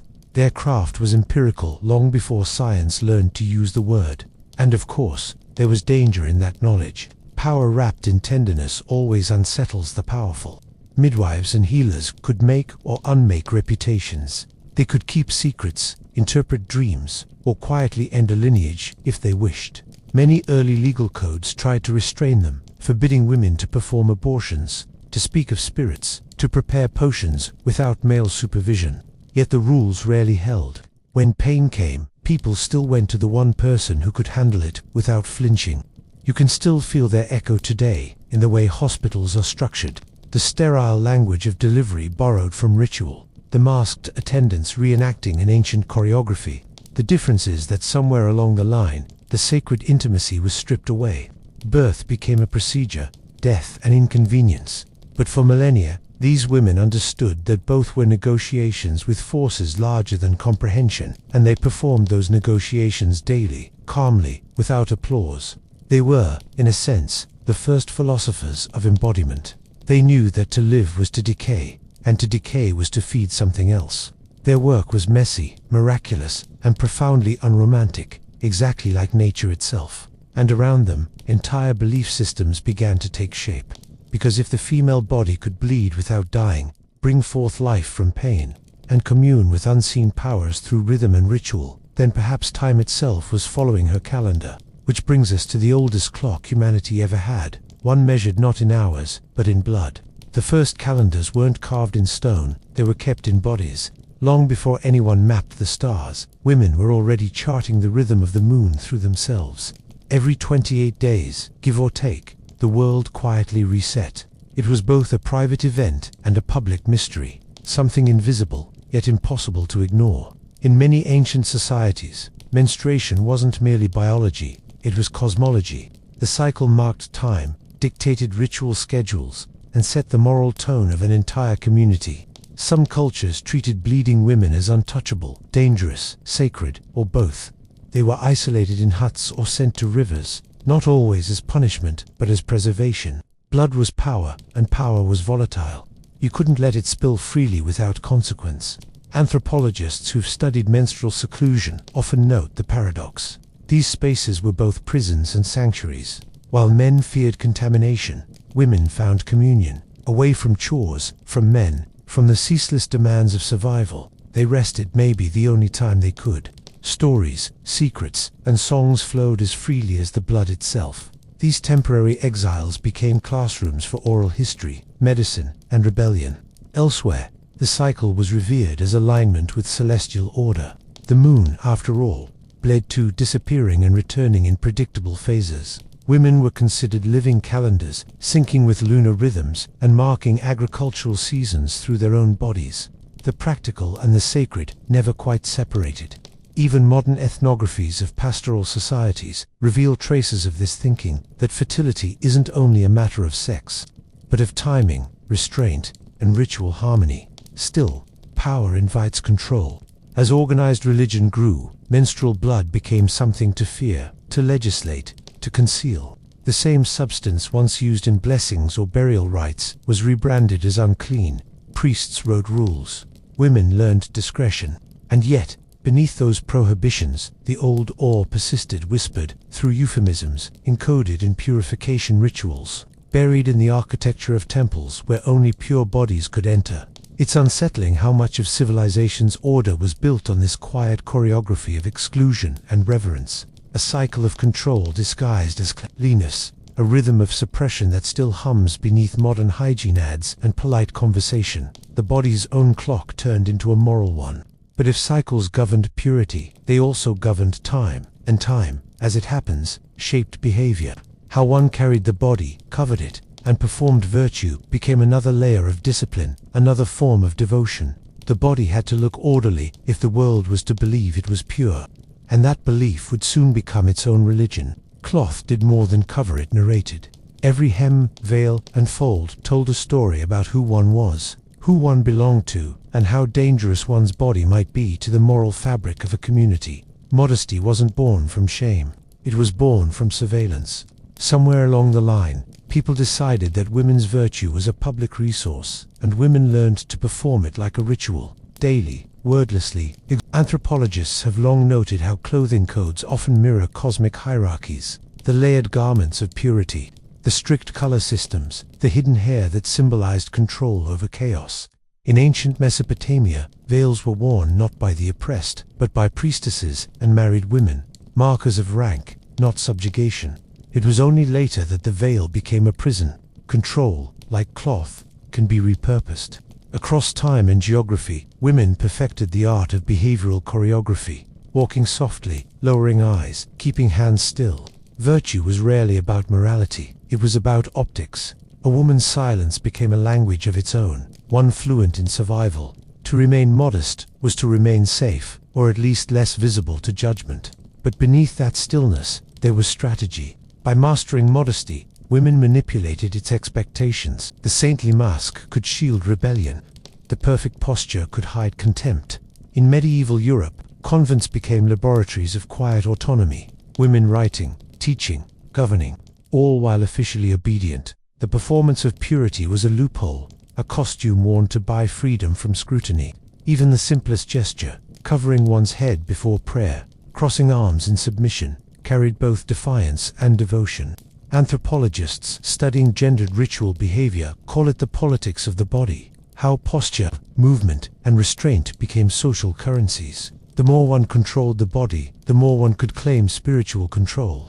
And that illusion of mastery was intoxicating, both for those who enforced it and those who perfected it. Still, there's something tragic about how self-discipline became the main stage for women's moral worth. Entire civilizations built their ethical scaffolding on how gracefully women endured being watched. Modesty turned into performance, and performance turned into identity. A choreography of virtue designed to calm men's fears of chaos, impurity, and desire. And yet, hidden beneath the quiet gestures and lowered gazes was an older authority, one rooted not in obedience but in mediation. Because long before women were told to cover their heads, they were the ones speaking to the heavens. The first prayers weren't whispered by priests, but by women at hearths and thresholds, holding the line between household and cosmos.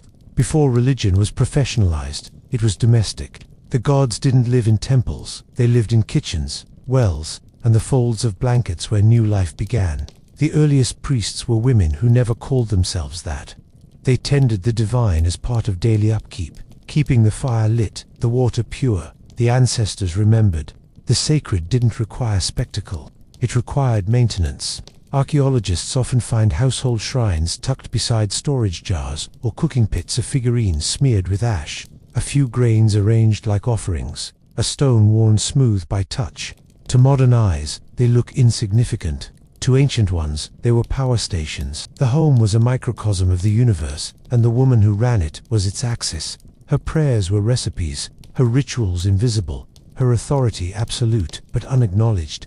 Across ancient civilizations, Sumer, Egypt, Greece, the Andes, women held spiritual offices that blurred the line between housework and holiness. Priestesses managed temple economies, kept ritual calendars, oversaw festivals, and interpreted omens. They were bureaucrats of the sacred, but their power was always fragile, tethered to purity, lineage, or favor. One accusation of impropriety, one political shift, and their sanctity could dissolve overnight. Still, their influence was immense. The oracle at Delphi spoke with the voice of Apollo, but the sound was her own breath. The Vestal virgins guarded Rome's eternal flame, the literal symbol of the state's continuity, and any lapse was treated as treason. Even in societies that denied women political power, their connection to the unseen remained indispensable. You could silence them in public, but you couldn't pray without them. And even when the grand temples fell, the logic persisted. Every culture that sought divine order replicated that pattern. The woman as mediator between chaos and cosmos. In Catholic Europe, she became the nun, cloistered yet powerful, her body repurposed as a vessel for the sacred. In rural villages, she survived as the one who still whispered blessings over bread, who crossed the air with smoke before storms, who just knew when the dead were near. Anthropologists sometimes call this residual authority, the remnants of priestly function lingering in domestic form. But it's more than residue. It's evidence that spirituality was never fully exiled from the everyday. For thousands of years, the divine was negotiated in kitchens, fields, and birth chambers, places men rarely entered, yet relied upon completely. That authority, however, was not immune to erosion. As empire, commerce, and organized religion expanded, the sacred became centralized, moved from the hearth to the altar, from the hands of women to the hands of institutions. What was once whispered at night became written in law. And with that, something delicate was lost, the sense that the divine was a shared, continuous labor, not a profession. But loss is rarely total. Beneath every doctrine of male divinity lies an older template, one where women kept the sacred running quietly, like they did everything else. And when that balance was disturbed, when the world's economies and religions turned outward, women's invisible labor began to fracture under the weight of new hierarchies. The ancient equilibrium cracked, and the costs of that fracture still echo. When the missionaries arrived, they didn't just bring new gods, they brought new gender roles. The old rhythms of reciprocity and reverence didn't translate neatly into catechism. A woman grinding grain for her household was no longer performing sacred continuity. She was idle or ignorant. The colonial imagination loved order, and the messy entanglement of labor, kinship, and spirit that women had sustained for millennia was simply too untidy to survive it. Anthropologists studying mission archives often note how European colonizers couldn't comprehend societies where women owned land, led rituals, or traded independently. So they rewrote them. Marriage laws replaced kin networks, property titles replaced collective stewardship, and the domestic sphere shrank from sacred to servile. Wife became an occupation, and all those quiet altars, the ones hidden in kitchens and corners, were declared pagan clutter. The new faiths spoke of salvation, but they also demanded obedience. A woman's piety was to be shown through silence, submission, and spotless laundry. The priest replaced the midwife. The hospital replaced the birth hut. The teacher replaced the storyteller. Knowledge that had been transmitted through gesture and intuition was now filtered through print and permission. The ancient balance between survival, family, and spirit tilted into hierarchy, divine authority flowing only one way, from the pulpit down. Yet beneath the surface, resistance took domestic form. Women baptized infants in secret with river water. Blessed crops, with gestures disguised as housework, whispered the old songs while pretending to hum hymns. Culture doesn't die, it hides. Anthropologists sometimes find these syncretic traces in folk Catholicism, in the African diaspora's spiritual hybridity, in Andean household shrines, evidence of women weaving back the sacred into everyday life, thread by thread. Modernization brought other contradictions. The industrial age freed women from the hearth only to chain them to factories. Their labor became measurable, taxable, but still undervalued. The spiritual dimension of work, the sense of cosmic participation, was amputated. Instead of tending the sacred fire, they tended machines that burned coal. The rhythm of ritual gave way to the rhythm of shifts. By the 20th century, survival had become impersonal, family fragmented by migration, and spirituality outsourced to institutions or leisure. The equilibrium that had once bound these spheres together dissolved into separate categories: career, home, faith. Women were now expected to juggle them rather than weave them. What had once been balance became performance, an endless act of recomposing the impossible. But anthropology, at least, remembers. Field notes from Kenya, Peru, and northern Canada still record the subtle persistence of those older logics: women blessing stoves before cooking, hanging charms over newborns, tracing circles in the air before planting seeds, ghosts of an integrated worldview, quietly refusing extinction. And perhaps that's the paradox of modernity. It made women visible but fragmented, liberated yet disenchanted. The sacred ordinary was replaced by efficiency. but every so often in the hush of dawn, in the care of hands washing a child's face, in the stubborn persistence of rituals that no one teaches but everyone remembers, the old balance flickers back to life. Which brings us, finally, to the heart of it, that what looks like simplicity was always strategy, that the ordinary work of keeping things alive, physically, emotionally, spiritually, was not a background act, but the architecture of civilization itself. Every civilization has its monuments, but the real continuity of the human story lives in smaller, quieter things. A pot still used the same way it was 5,000 years ago. A lullaby, whose words no one remembers but every child still recognizes. A woman's hand moving in circles over a bowl, recreating the same gesture her ancestors made, before language caught up with meaning. These are the fossils of devotion. Soft, persistent, anonymous. What anthropology eventually learned late, reluctantly, is that history's great revolutions were powered by ordinary acts. The fire, the loom, the cradle, the field. None of them were merely utilitarian. They were cosmologies disguised as chores. Women didn't balance survival, family, and spirituality. They merged them into one continuous current, where no act was beneath reverence, and no prayer was detached from labor. That's the part we forget when we look backward through modern categories. We divide what they never did, work from worship, economy from affection, duty from care. For them, a meal wasn't nourishment alone, it was communion. A clean floor was an offering. A birth was not a medical event, it was the reenactment of creation itself. Their daily gestures kept the moral architecture of the world from collapsing. Even now, remnants of that worldview linger in the instinct to light a candle for someone, to whisper thank you to the stove when it finally catches flame, to straighten the room before grief enters.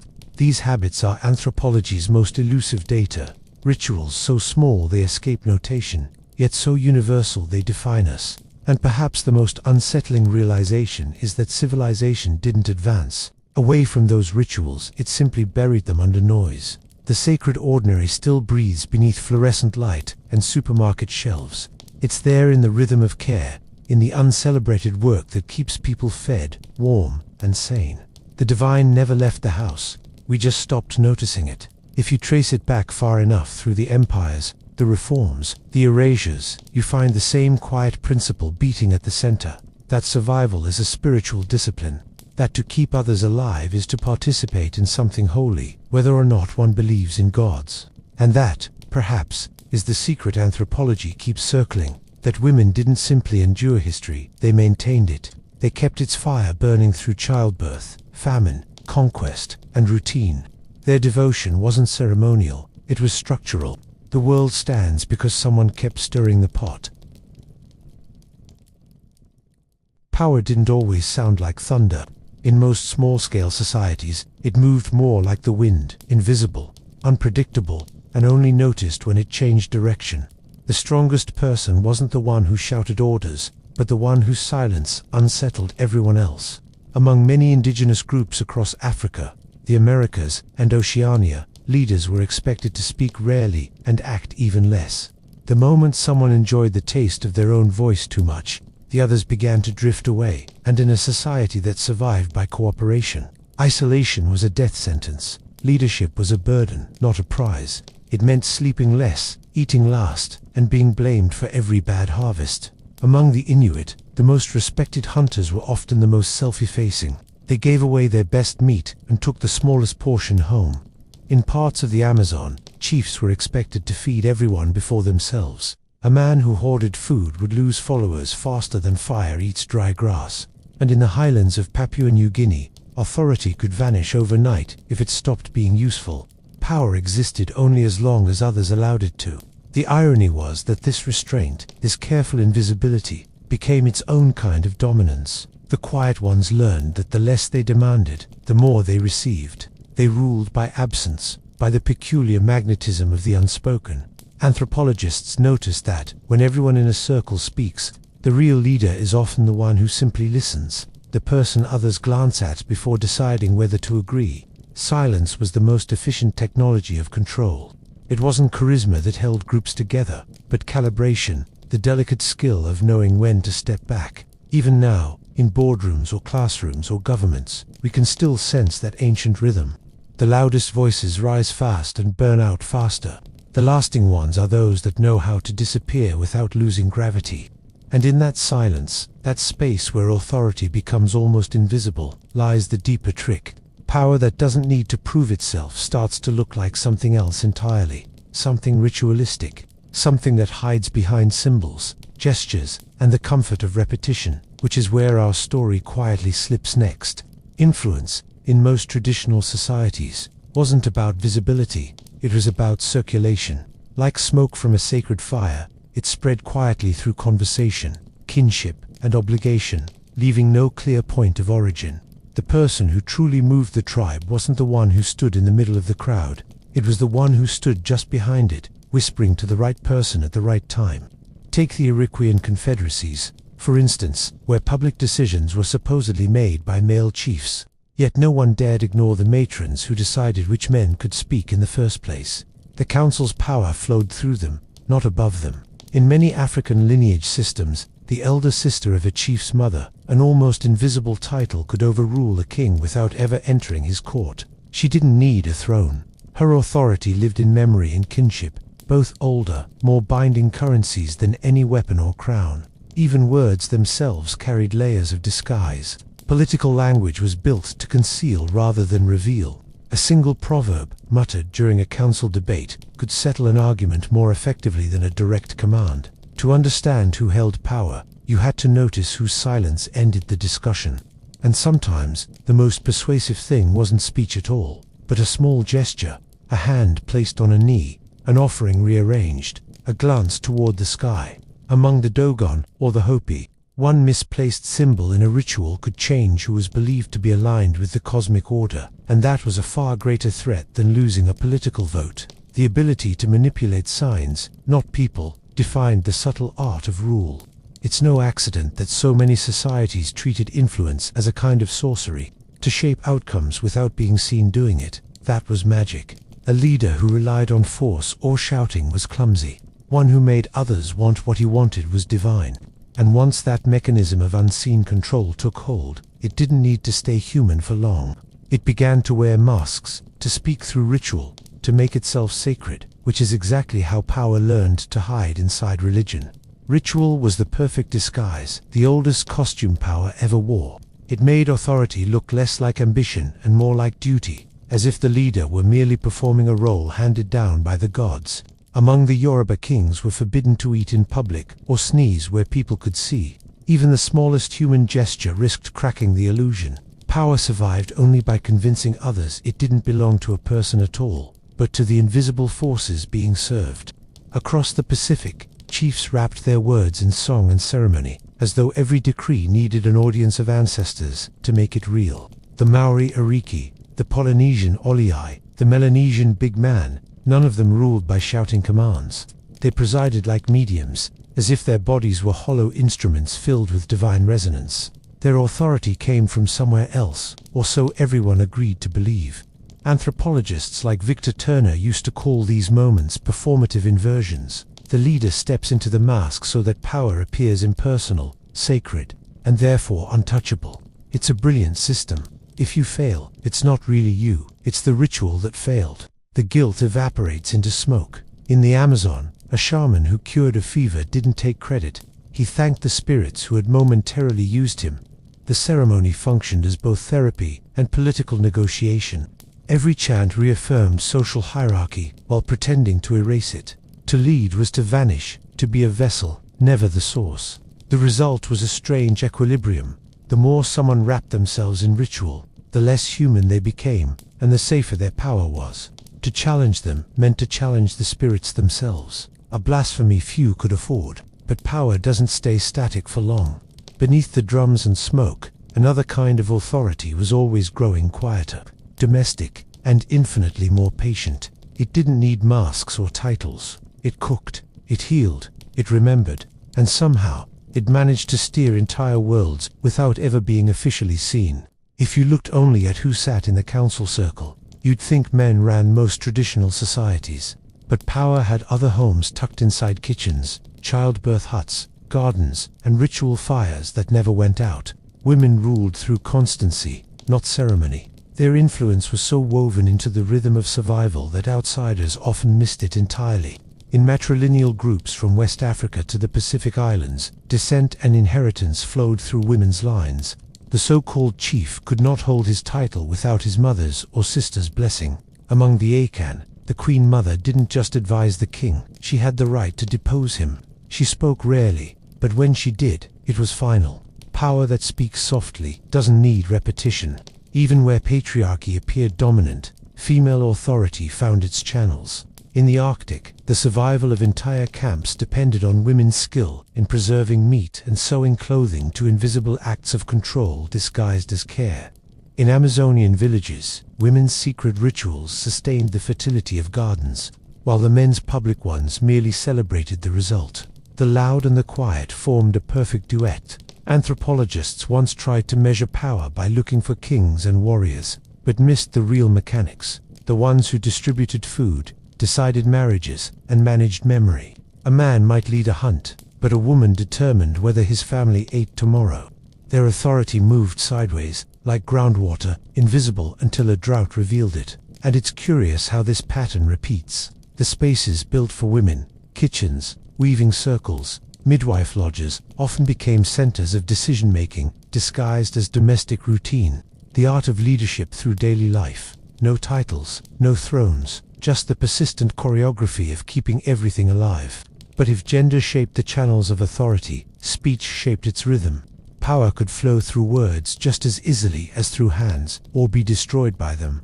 And in the next turn of this story, we find out how silence itself became the most persuasive argument. In many small societies, words were treated like sharp tools, useful, but dangerous when handled too freely. Talking too much could make you look unstable, greedy, or worse, spiritually unbalanced. Power depended on knowing when not to speak. Among the Lakota, an elder who remained silent during heated debates wasn't ignoring the others, he was accruing gravity. Each unspoken sentence made his eventual words heavier, like stones dropped into still water. Speech had an economy, and silence was its gold. Some Melanesian groups believed words carried life force mana, meaning every careless comment leaked a bit of your soul into the air. The wise learned thrift. A chief who spoke constantly was like a man spending from an account he didn't realize was finite. The more he performed authority, the less he possessed it. Even today, fragments of that logic remain. Think of how meetings bend toward whoever speaks last, not first. The rhythm of power favors timing over volume. Among the Igbo, proverbs were the preferred currency of speech. You didn't tell people what to do, you reminded them of what everyone already knew.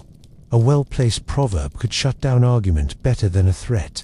And then there was gossip, that democratic court of reputation. It regulated behavior far more efficiently than any chief could. You didn't need police when a single rumor could exile you faster than frostbite. Language itself became a social immune system, keeping arrogance in check. The great paradox was that power needed language to exist, but risked dissolving inside it. Every leader had to balance on that edge, to speak enough to be believed, but not enough to appear hungry for belief. So authority learned to whisper, to delay, to let others fill the silence with agreement. But words weren't the only things that held power. Objects could do it too. Stones, feathers, necklaces, tools, vessels of meaning that carried authority without making a sound. And the next layer of our story hides precisely there, in the quiet empire of things. Sometimes power didn't sit on a throne. It hung from a neck, rested on a carved stool, or lay buried under a mat. Objects could rule better than people. In many African societies, a chief's authority wasn't truly recognized until he touched the stool of his predecessor. The wood itself carried the lineage. Without it, he was just another man with ambition. Anthropologists called these power objects, but to those who used them, they were simply anchors of continuity, the material memory of collective will. Among the Trabriand Islanders, a conch shell passed between leaders marked who had the right to speak. Its polished surface glowed with social gravity. In North America, wampum belts recorded treaties and obligations, each bead a fragment of speech turned permanent. Whoever held the belt didn't just hold decoration, but the living record of who owed what to whom. Power could hide in beads, feathers, or even a walking stick, and still command more obedience than any human order. These objects worked precisely because they were impersonal. A man could be doubted, a sacred stone could not. They embodied authority while pretending to stand outside it, a kind of divine bureaucracy. When disputes arose, people didn't argue with each other, they appealed to the object. The item spoke through ritual gestures, raised, touched, or passed along in silence. And sometimes, the hierarchy was encoded not in what people wore, but in what they handled. A woman might seem ordinary until she opened a basket of charms reserved for healers. A boy might seem lowly until he was given the bone flute used to summon spirits. Status was often portable, traded, and quietly displayed in the language of material culture. But every system built on symbols hides its own tension. What happens when someone refuses to play along? When objects lose their aura, leaders lose their shield, then the community must find subtler ways to maintain balance, ways that don't depend on icons or idols, but on human restraint itself. And that, ironically, is where the art of avoiding conflict became the highest form of rule.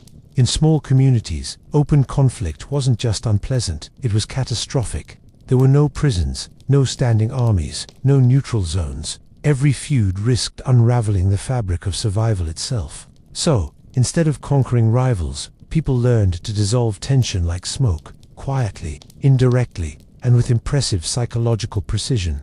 The loudest warrior might kill one enemy, but the quiet strategist kept the entire camp alive. Among the Ruhonzi of the Kalahari, arguments were treated like infections. Everyone stepped in to contain them.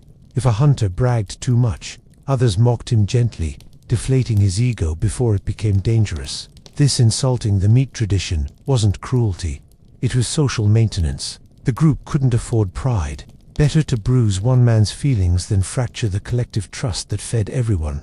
In Polynesian islands, when chiefs faced tension, they often responded with generosity, gifting pigs, kava, or mats to diffuse resentment. Wealth was redistributed before envy had a chance to ferment. Even among the Arctic peoples, disputes over hunting grounds were settled with endurance contests or song duels rather than bloodshed. Victory wasn't about humiliation but about restoring balance so the ice could stay quiet again. Power, in such systems, meant emotional intelligence on a survival scale. The most capable leaders were those who could anticipate resentment before it sparked. They built alliances, not through intimidation, but obligation. Marriages, exchanges, feasts, and favors. Harmony wasn't a moral virtue, it was a tactical necessity. Yet beneath all this diplomacy, one truth held steady. Those who avoided conflict longest gained the most respect. The ability to swallow anger and outwait chaos became the truest proof of control. Not domination, but endurance.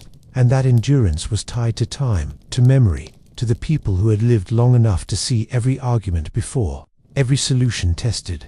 The oldest members of the tribe weren't just witnesses to the past. They were the past, embodied. And in the next breath of this story, they rise quietly into view. Every society has its libraries. In some, they're built of stone and paper. In others, they walk on two legs and forget nothing. Among the Dinka, the Inuit, the Pueblo, the Yoruba, the elder wasn't simply a person. They were the operating system of the group. They carried the laws, the genealogies, the moral stories, and the unspoken protocols that decided who could marry whom, or which tree could be cut down. To forget was to endanger the living. Age was more than survival. It was evidence of wisdom proven under pressure. In groups where life expectancy hovered around 40, someone who made it to 60 became a supernatural event, living proof that endurance itself was sacred. And with that survival came authority that no spear or charm could grant. Among the Maasai, decisions in council couldn't proceed without the oldest elder's blessing. Not because he held official rank, but because he remembered how similar quarrels had ended decades ago. Memory, more than strength, dictated justice. Elders didn't argue, they narrated. Their power lay in rearranging the past until it explained the present.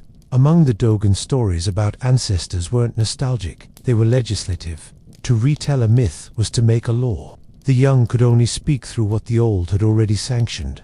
Power traveled through time like an inheritance of breath. And yet, this reverence for memory wasn't sentimental, it was pragmatic. When survival depended on repeating successful patterns, the oldest mind was the safest bet. They became living archives of mistakes and remedies, floods and droughts, betrayals and reconciliations. When an elder spoke, they didn't need volume. The echo of centuries did the work. But even elders served something greater than themselves. Their authority, vast as it seemed, was borrowed from the unseen, the ancestors, the spirits, the elemental powers that governed fertility, death, and weather. Human wisdom ended where the invisible began. And that is where power, once again, vanished into mystery. In most traditional cosmologies, ultimate authority didn't belong to any living person. It drifted in the air, in the mountains, the rivers, the skulls buried beneath the hearth. Humans borrowed it, briefly, like actors handling a sacred prop. Among the Shona, political power was inseparable from ancestral favor. The chief's role was to keep harmony between the living and the dead. If drought came, it wasn't a failure of leadership, but a lapse in conversation with the ancestors. The same pattern echoed across continents. Among the Azande, every decision of consequence involved consulting oracles, termites, chickens, poison, each a medium through which spirits could speak. The living could only interpret, never command. In Polynesian cultures, the concept of tapu, sacred restriction, made power radioactive. A chief could be so charged with spiritual potency that his shadow alone could curse someone. Authority wasn't expressed. It radiated, untouchable and dangerous. This arrangement worked beautifully for maintaining order. It placed accountability somewhere unreachable, in the invisible. You couldn't challenge the spirits without risking cosmic backlash. A ruler could rule without boasting, because everyone agreed he wasn't the real source. Even in ancient China, the mandate of heaven operated on the same logic. Legitimacy descended, and could just as easily withdraw. Kings didn't own power, they rented it. The brilliance of this system lay in its self-erasing design. By rooting authority in the unseen, societies kept individuals humble and institutions fluid. The shaman who mediated between worlds was feared precisely because their control was temporary borrowed breath. When trance ended, they went back to planting yams like everyone else. And in that shared understanding that power is only ever borrowed, lay the seed of endurance. For those who sought to lead had to learn to vanish, to dissolve their will into something larger and longer lasting than themselves. Which brings us, finally, to the quietest and most enduring form of authority of all. The last trick of power was knowing how to stay, not how to win. In societies where storms, famine, and disease made permanence almost impossible, leadership meant surviving without drawing lightning. The loud ones usually didn't last. Those who did learned to bend, to yield, to hide their strength in plain sight. Power that endures looks nothing like power at first glance. It looks like patience. Among the Awenki herders of Siberia, the most respected figures were those who could navigate conflict and hunger without losing composure. A true leader wasn't the man who shouted orders during migration, but the one who quietly found the next safe pasture. In Arctic bands, it was said that the man who angers the wind must travel alone. Survival was social, and endurance demanded softness disguised as wisdom. Everywhere, the pattern repeats. The Maya A.J. Cage, who kept the ritual calendar, the Navajo medicine men who restored balance, the West African griots who remembered dynasties all carried power, measured not by domination, but by duration. They kept the world from tearing itself apart by holding the threads no one else noticed. Their art was not conquest, but consistency, an unbroken rhythm of restraint. Anthropologists often miss this because endurance doesn't perform. It doesn't leave monuments or manifestos. It lingers instead in custom, in etiquette, in the stories told by firelight, long after everyone who once held power is gone. In these stories, strength is never the hero, balance is, and maybe that's the quiet conclusion whispered through millennia of human organization. Real authority isn't loud because it doesn't need to be.